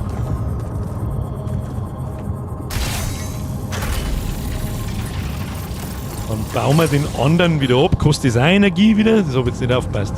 Jetzt ist mein Chat wieder abgehackt. Runde. Habe ich da nicht einen Pylon hingestellt? Ich habe da einen Pylon hingestellt. Stellen wir nicht da hin. connecten die untereinander so auch. Ja. Vielleicht klang's. Ja, sicherlich klang das. Da schau ich mich. Aber wir haben ja gar keinen, deswegen habe ich keinen hinstellen können, weil ich ein Vollidiot bin. Hahaha, herzlichen Glückwunsch. So, Metalle. Schauen wir mal, was wir brauchen. Da müssen wir uns zupfen, da müssen wir uns umtun, Leute. Müssen wir uns umtun. Das ist jetzt die Kamera so komisch. Naja. Was kostet der? Außenposten. Pylonenkomponente. Kostet noch mit 30 gekostet.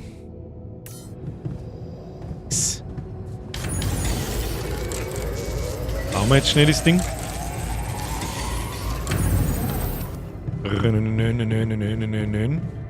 Dann rein. Reisepylon komme ich nicht hin, gell? Das Ding da hinzimmern. Dann machen wir jetzt Außenposten. Wieso ist denn da ein pinkes Ding da unten? Okay, jetzt einfach mal schnell hier. Ich möchte einfach schnell sehen, was... Ach, weil er abbaut! Zurück! Wenn er abbaut, ist natürlich alles cremig. Einmal 39. Wie viel braucht man? Wie viel haben wir braucht? 40, glaube ich. Den Pylon-Scheiß. Machen wir ein bisschen schneller da! Na, 30 haben wir braucht. Schau her. Das ist natürlich geil. Das ist jetzt mal brauchen so Bergarbeiter. Das ist einmal so wie das Armen in der Kirche. Dann hier raus. Gibst du mir Pylon? So. Vollsprint. Die Wurscht. Müssen wir bloß einmal da so. Eigentlich. Was ist denn da los? Das haben wir schon. Eigentlich können wir den jetzt auch wieder. Ah ja, für das die Batterie.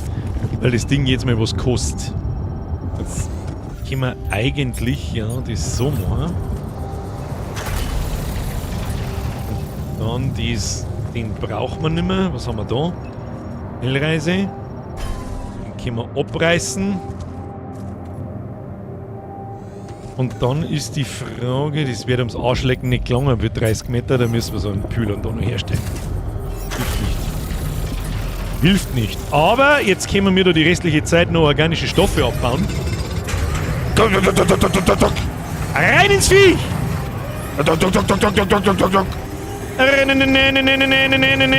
Solange wie es geht. Easy going. Easy cheesy going. Und dann verpissen wir uns nach Hause und haben einen Haufen Ressourcen, mit denen wir jetzt Zeug bauen können. Oh mein Gott! Und sofort fangen jetzt mit 2 Leuten schon mal an, dieses System in Gang zu setzen, was man eigentlich alles machen kann. Und wo die Reise hingeht. Das ist kein typisches Survival-Spiel, meine Damen und Herren. Das ist eine absolute Perle. So sieht's aus. Wieso kann ich das jetzt da zum Beispiel nicht bauen? Naja gut, weil wir nicht genug Metall haben. Ja, macht Sinn. Was können wir dann noch machen? Was können wir dann noch machen? Eigentlich nicht mehr recht viel. Maschinenmodul, Luftschleuse, Techniker, wir können mit ihm noch ein bisschen schmatzen, wen's war. Muss aber nicht sein. Haben wir mir einen Anruf? Schauen wir mal. Der Techniker fährt nicht so mit dem...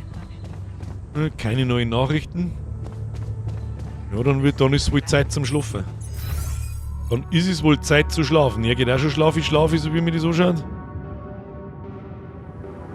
Wir können mal... Oh, weißt du, was wir noch machen könnten?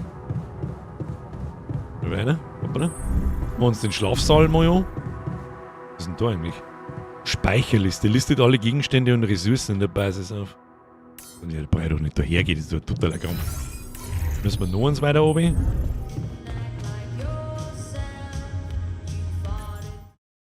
Was ist denn jetzt da eigentlich mit meinem Chat los? Kann ich mit dem schmatzen? Kann ich mit dem jetzt auch nicht? Schlafsaal. Hat's vorher mit dem Film... Oh, das sind sogar 4 Betten herin. Irgendwann sind bloß 2. Hat's nicht vorher irgendwann einmal geheißen, man konnte einen Film anschauen und dann war dieser Raum sichtbar? Es könnte aber natürlich auch der Aufenthaltsraum gewesen sein und nicht das Schlafzimmer. Wieder runter. Ja dann. Dann wären wir wohl oder übel... Also in dem Lagerding war ich noch gar nicht drin. Ich komme keinen Stecker nicht aus. Was haben wir überhaupt? Jetzt halt. Ja. Dann gehen wir ins Bett. Was sagt man sonst? Ja. Stabile BG. Nee, auch nicht Starfield, das habe ich selbst gespielt. Starfield habe ich auch nicht lang gespielt. Herr Gerdelmann unter Sensi Seeds. By the way, ich weiß nicht, seit wann mir ein Abo so zeigt werden, aber vielen Dank für Ihr Abo. Hat der Rest eigentlich schon mal auf den Abo-Button gedrückt? Ja? Wir sehen uns übrigens am Mittwoch mit dem Flash zu Split Fiction. Wird weitergespielt. Fertig gespielt. So, hat das jetzt gespeichert. Denn nun ist die Zeit gekommen für ein kleines Schlussfazit. Und ich stelle die Frage nicht, wir spielen das nächsten Montag nochmal. Das ist aber klar. Hab allerdings die Befürchtung, jetzt, wenn sie nach dem Gameplay wieder alle schleichern, erstmal Like-Button smashen, Abo da lassen, alle, die schon seit 8 Jahren abonniert haben, prüfen nochmal, ob die Glocke auf alles steht. Ja? Glocke anklicken, Benachrichtigung will ich haben, alles. Ja? Kriegst du Benachrichtigungen, wenn ich live gehe. Vielleicht auch nicht, da ja offensichtlich ein paar neue da sind, jetzt vielleicht haben wir gesagt, ich stream nur jeden Montag und Mittwoch von 20 Uhr bis eigentlich 22 Uhr. Darum, jetzt ist es halb 11, hilft nicht. Was sollen wir machen? Hanuta! Schlussfazit, wollen wiedersehen. Da kannst du mal Gift drauf nehmen, dieses Spiel werden wir weiterspielen. Jetzt ist das Problem, so ein bisschen, das ich hier sehe, da spreche ich jetzt vorher auch geschrieben, dass das Ding so zwischen 17 und 20 Stunden dauert. Das kriegen wir im Stream nicht fertig. Bei meinen Streamzeiten geht das nicht. Da brauchen wir 10 Streams, das sind 2,5 Monate. Ja, und wir spielen nur das, da wären wir nicht fertig damit. Das ist ein Krampf. Darum werden wir das irgendwie beschleunigen müssen.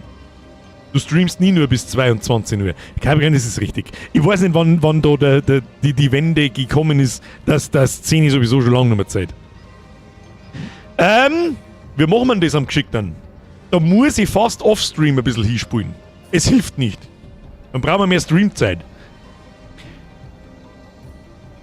Sag ich dir, was ist, da hätte ich überhaupt kein Problem damit, aber der Erste, der jetzt schreibt, ich soll am Freitag bei 38 Grad zum Streamen anfangen, nö. Einfach nein. Einfach how about no? Im Winter hätte ich jetzt gesagt, so, Freitag wird sofort eingehauen, da haben wir auch mehr Zeit, da kann man mal 3 Stunden, 4 Stunden, vielleicht sogar 5 Stunden hinzocken, etc., etc. Aber im Sommer gibt es keine Freitagsstreams, am Freitag habe ich echt am 8 Uhr was anderes zum tun, als dort zum Sitzen und Computer zum Spielen. Das versteht seit 8 Jahren, das wird seit diesem Mal verstehen, aber irgendwas müssen wir uns ausdenken. Servus Birger, kannst du mir mal die Lisa Jetzt den ganzen Satz geschrieben, Pech. Freitag, 14 Uhr, auch nicht. Freitag streamen, nein. Der Sprengi hat bestimmt dafür irgendwo eine Excel-Tabelle. Dann muss der Freitag öfter dran glauben. Nein. Das habe ich schon gedacht, dass das kommt. Aber selbst inklusive Freitag wären wir auch nicht fertig. Wenn es am Freitag zu heiß ist, dann vielleicht, ja genau, weißt schon, wie viel Promille ich am Freitag um 22 Uhr habe. Das ist da hoffentlich schon klar. Weißt du was, das sage ich jetzt nicht, weil sonst drehen wir wieder 8 Millionen Leute nach. Ich bin am Freitag nicht da, okay? Ende des Gesprächs. Und die nächsten Freitage sehr wahrscheinlich auch nicht. Grantelsee, Birkberg, du reformierst immer wieder aufs Neue den deutschen Sprachgebrauch. I like it. Pylon. Was sagst denn du leicht? Was ist nicht Pylon? Was steht denn dort? Warte, ich bin im Spiel drin. Jetzt muss ich nachschauen. Warte mal. Jetzt schau ich noch, was es heißt.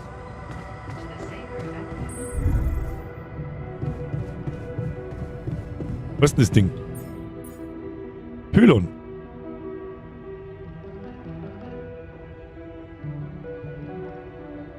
Ja, Grandlabort, das verstehe ich nicht. Nein, das verstehe ich nicht.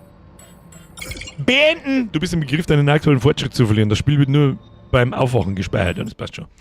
So, jetzt halt. Sonntag, Vormittag, Frühschoppen-Stream. Freilich kannst du mich fahren. Was ich am Sonntag in der Früh tue, wahrscheinlich mir die Seele aus dem Leib kotzen. So sieht's aus.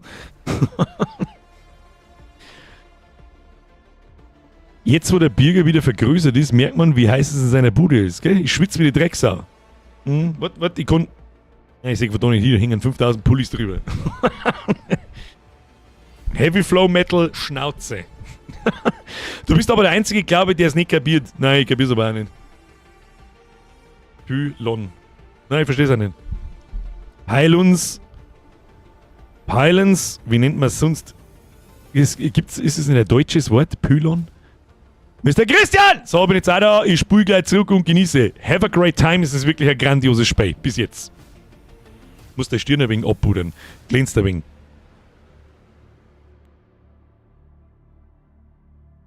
Du wolltest es so. Du hast mich gezwungen dazu, Herr Bahako, du hast mich gezwungen. Pylon mehr Pylon. Pylon, was du nicht kannst, am Arsch lecken.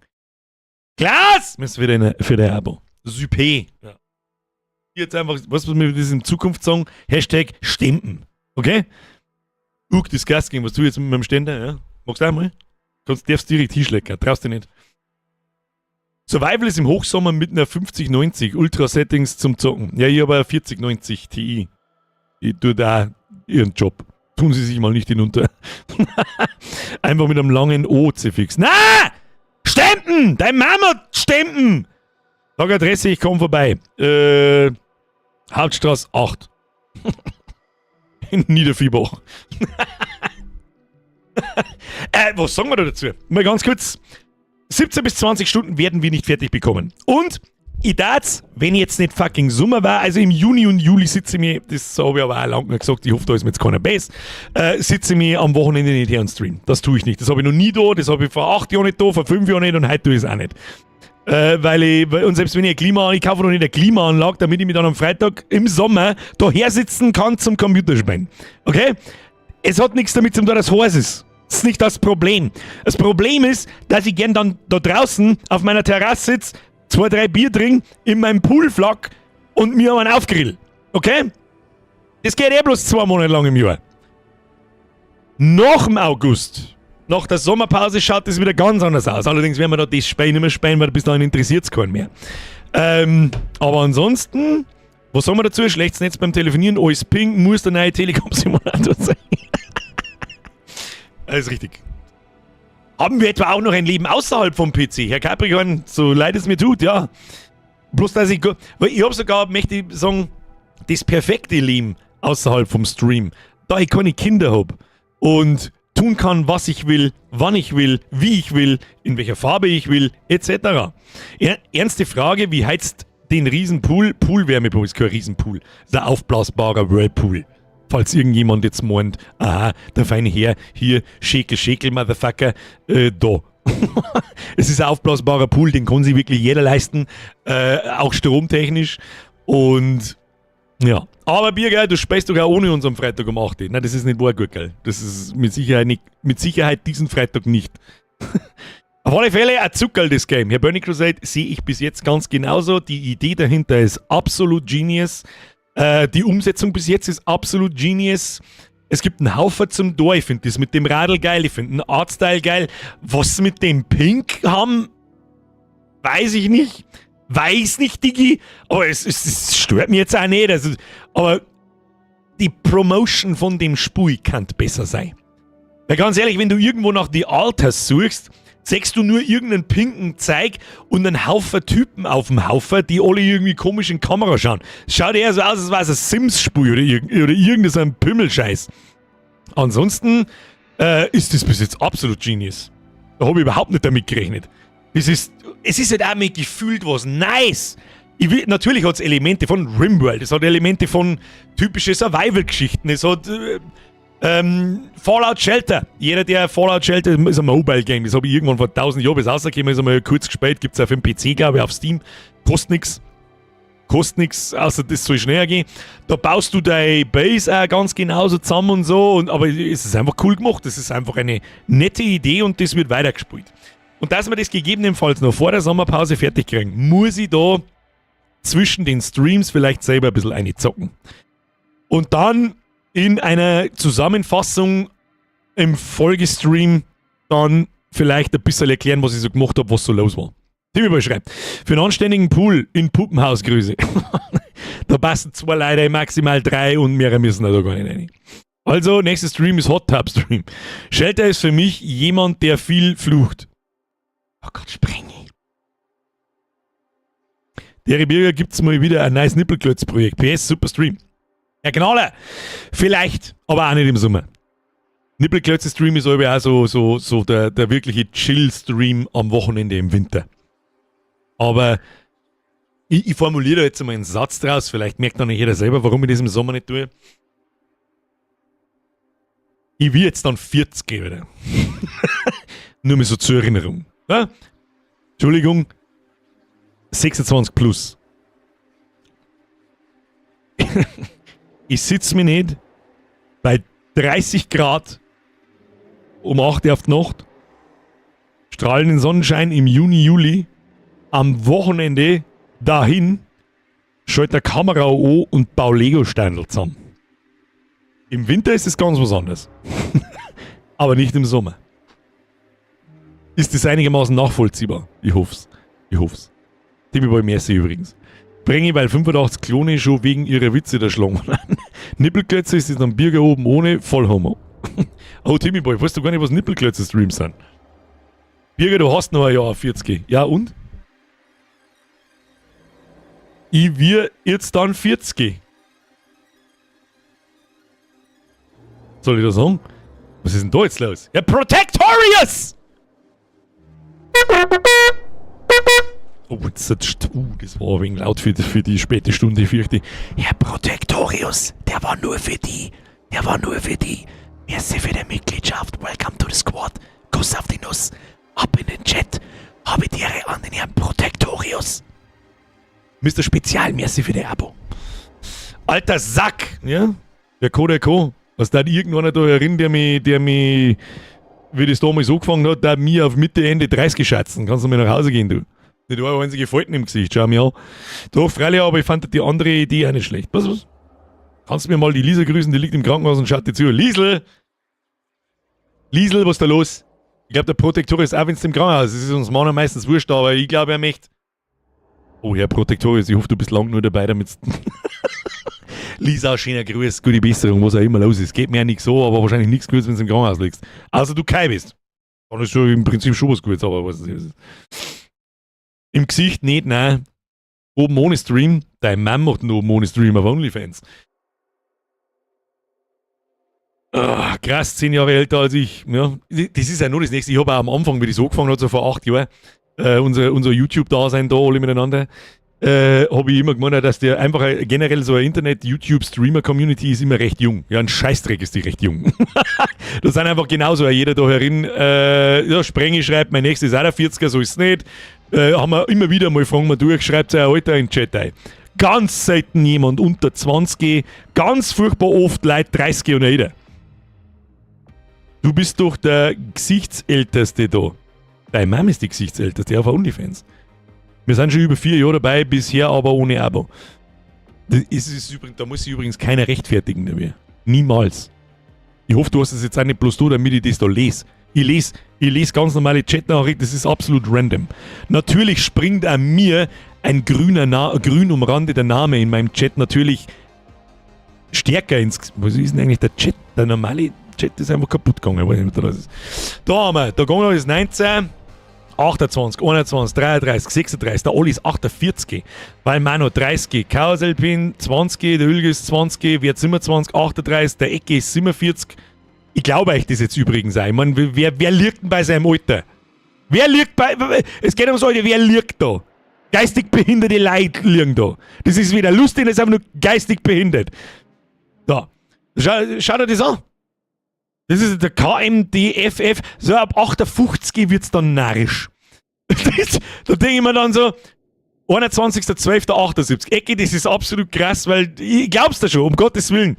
Wauzi, dir glaube ich auch, bei dir weiß es. Das ist ja so narrisch.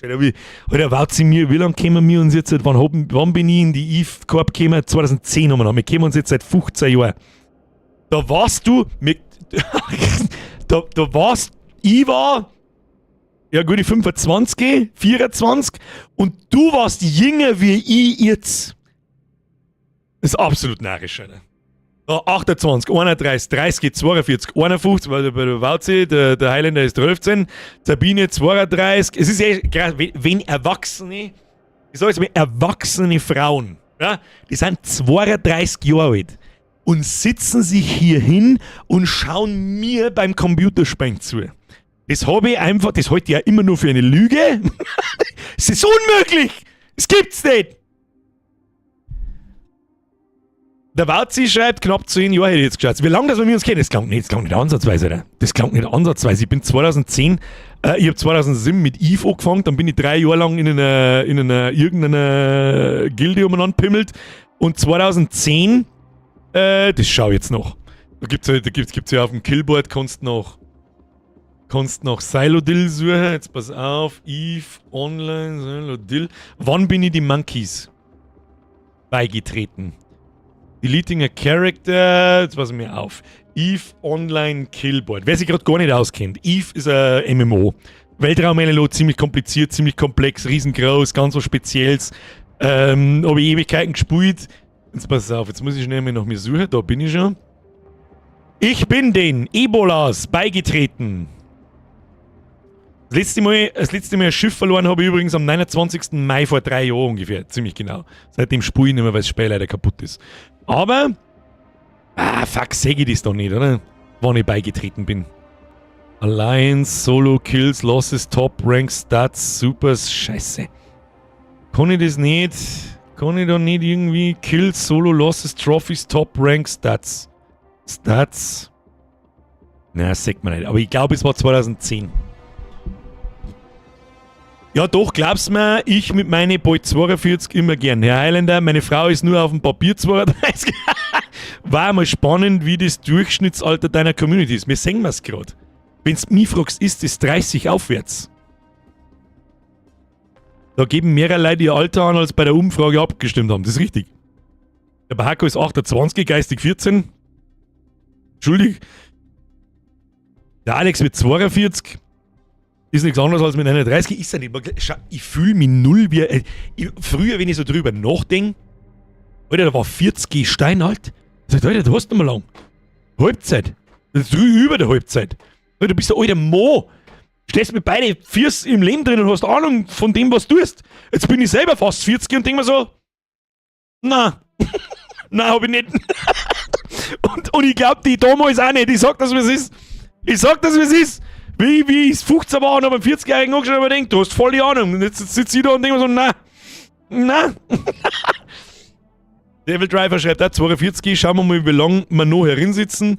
Krass, dann bin ich unter dem Durchschnitt, hätte ich nicht gedacht. 40 ist das neue Schwanz. Alt werden lässt sich nicht vermeiden, erwachsen werden ist optional. Absolut richtig. 33, du solltest Kinder haben, Birg. Nein, niemals. Ich konnte nicht mehr auf mich selber aufpassen. Fuck you. Außerdem sind wir zu alt mittlerweile dafür. Ich mag nicht, dass wenn mein Bub oder Dirndl 20 ist, dass ich dann 60 bin. Der Zug ist abgefahren. Birgerin ist ein noch älter wie ich. Und zwar ganz stückerl. Und zwar ein ganzes Stückchen, meine Damen und Herren. Aber das wenn ich jetzt sage, die reißt mein Schädel ab. Früher mit 40 Haus abzahlt, das erste Kind schon 18, heute warten auf GTA 6. Die Elena schreibt, sie ist 21, mental 38. Das ist bei euch Mädels, aber es ist die Frage, ob du mental so fertig bist oder... Timmy Boy! So, ich schleiche mir jetzt da nochmal, gute Nacht und ich bin 23. Timmy Boy! Ich glaub's nicht, das glaube ich jetzt einfach. Schleich die, merci dir und gute Nacht. Was? Birgit ist, die ist ja nicht bloß ein Biss, die ist nicht bloß älter, die ist sogar ganz stickerl, Alter. Sieht man ihr überhaupt nicht an. Das ist absolut richtig. Ich weiß. Sicherlich, ich bin der Gilf-Hunter, ja.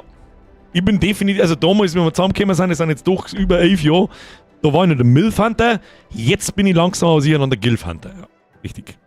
Aber noch in den Randl lernt man es von. Wenn es die Aufhocker lässt, dann schon. Nach dem Aufstehen ist doch jeder mal über 80, da klang 80 bei mir nicht mehr.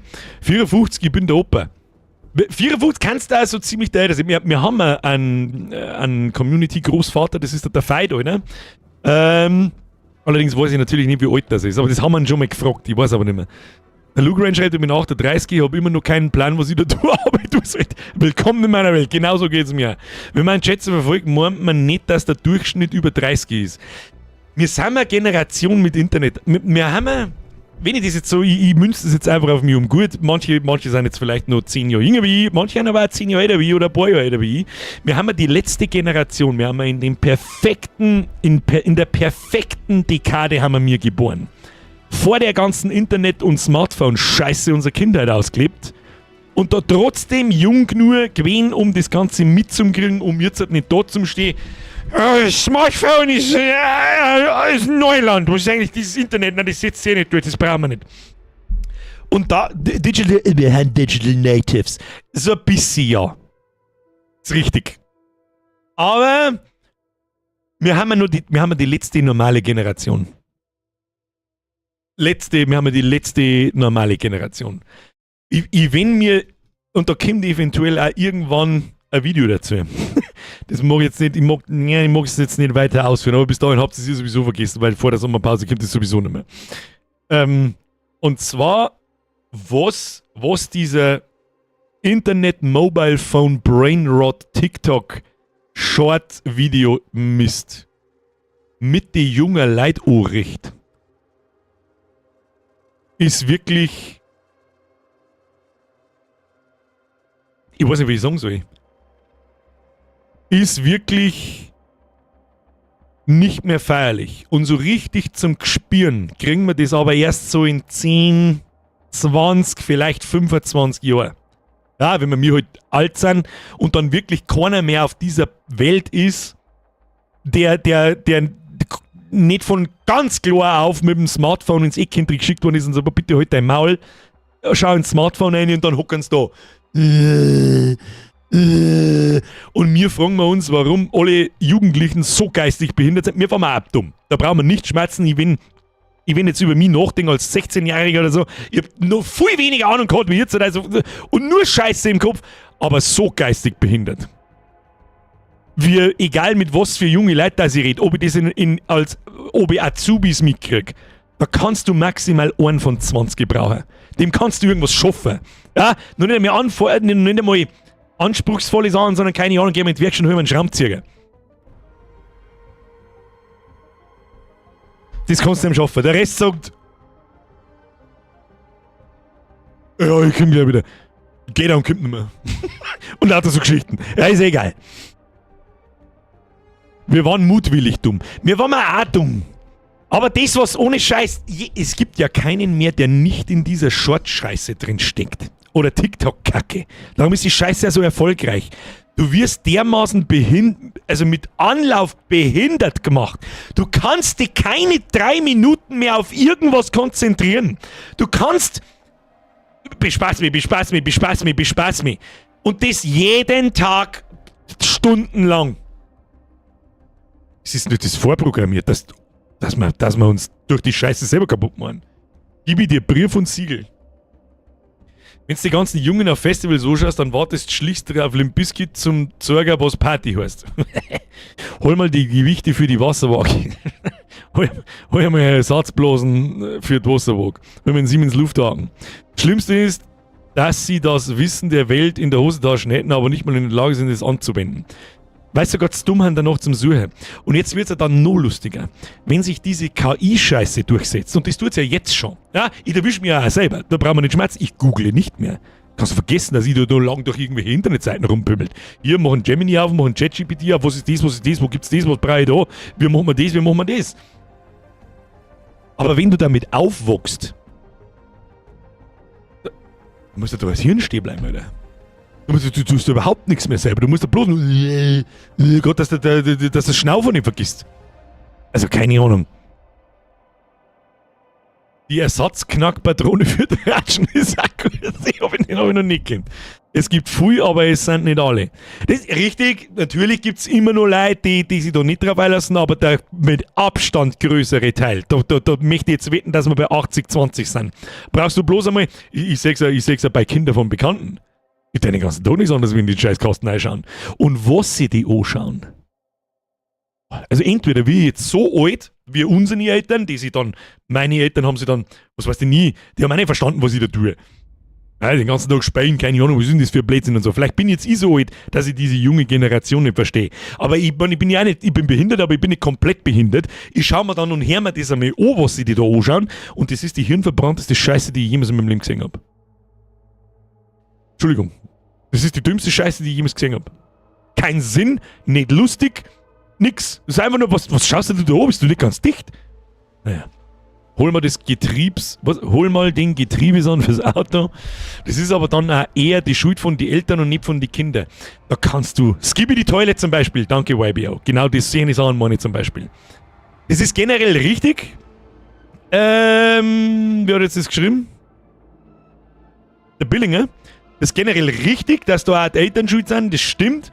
Aber was möchtest du denn da ab Ende Grundschule, Hauptschule, Gymnasium und so weiter? Jeder hat ein Handy.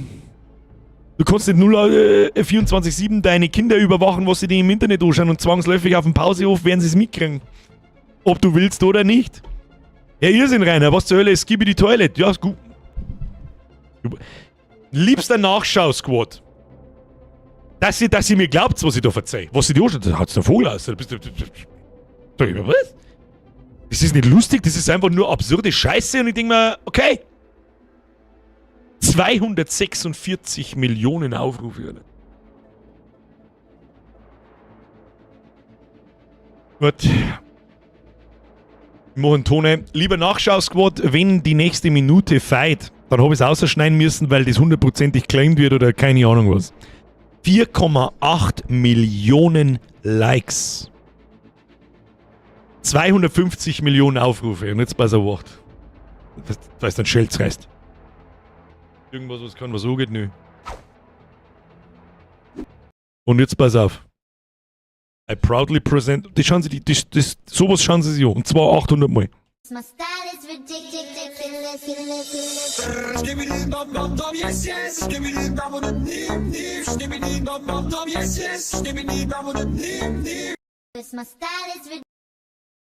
Was? Na, da kommt nichts mehr, das war's.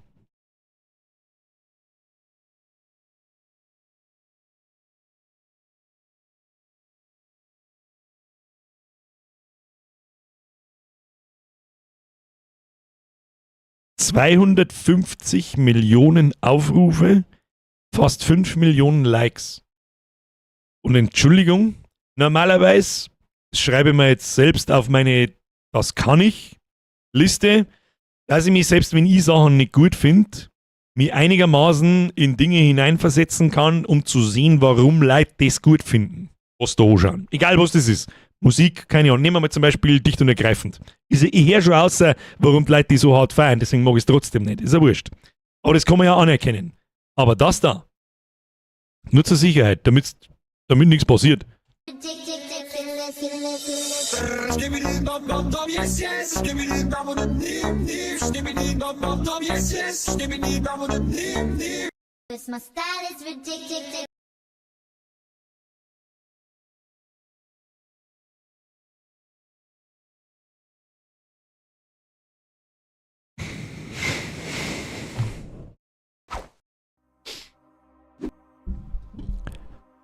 Mehr ausführen mag ich das jetzt eigentlich nicht.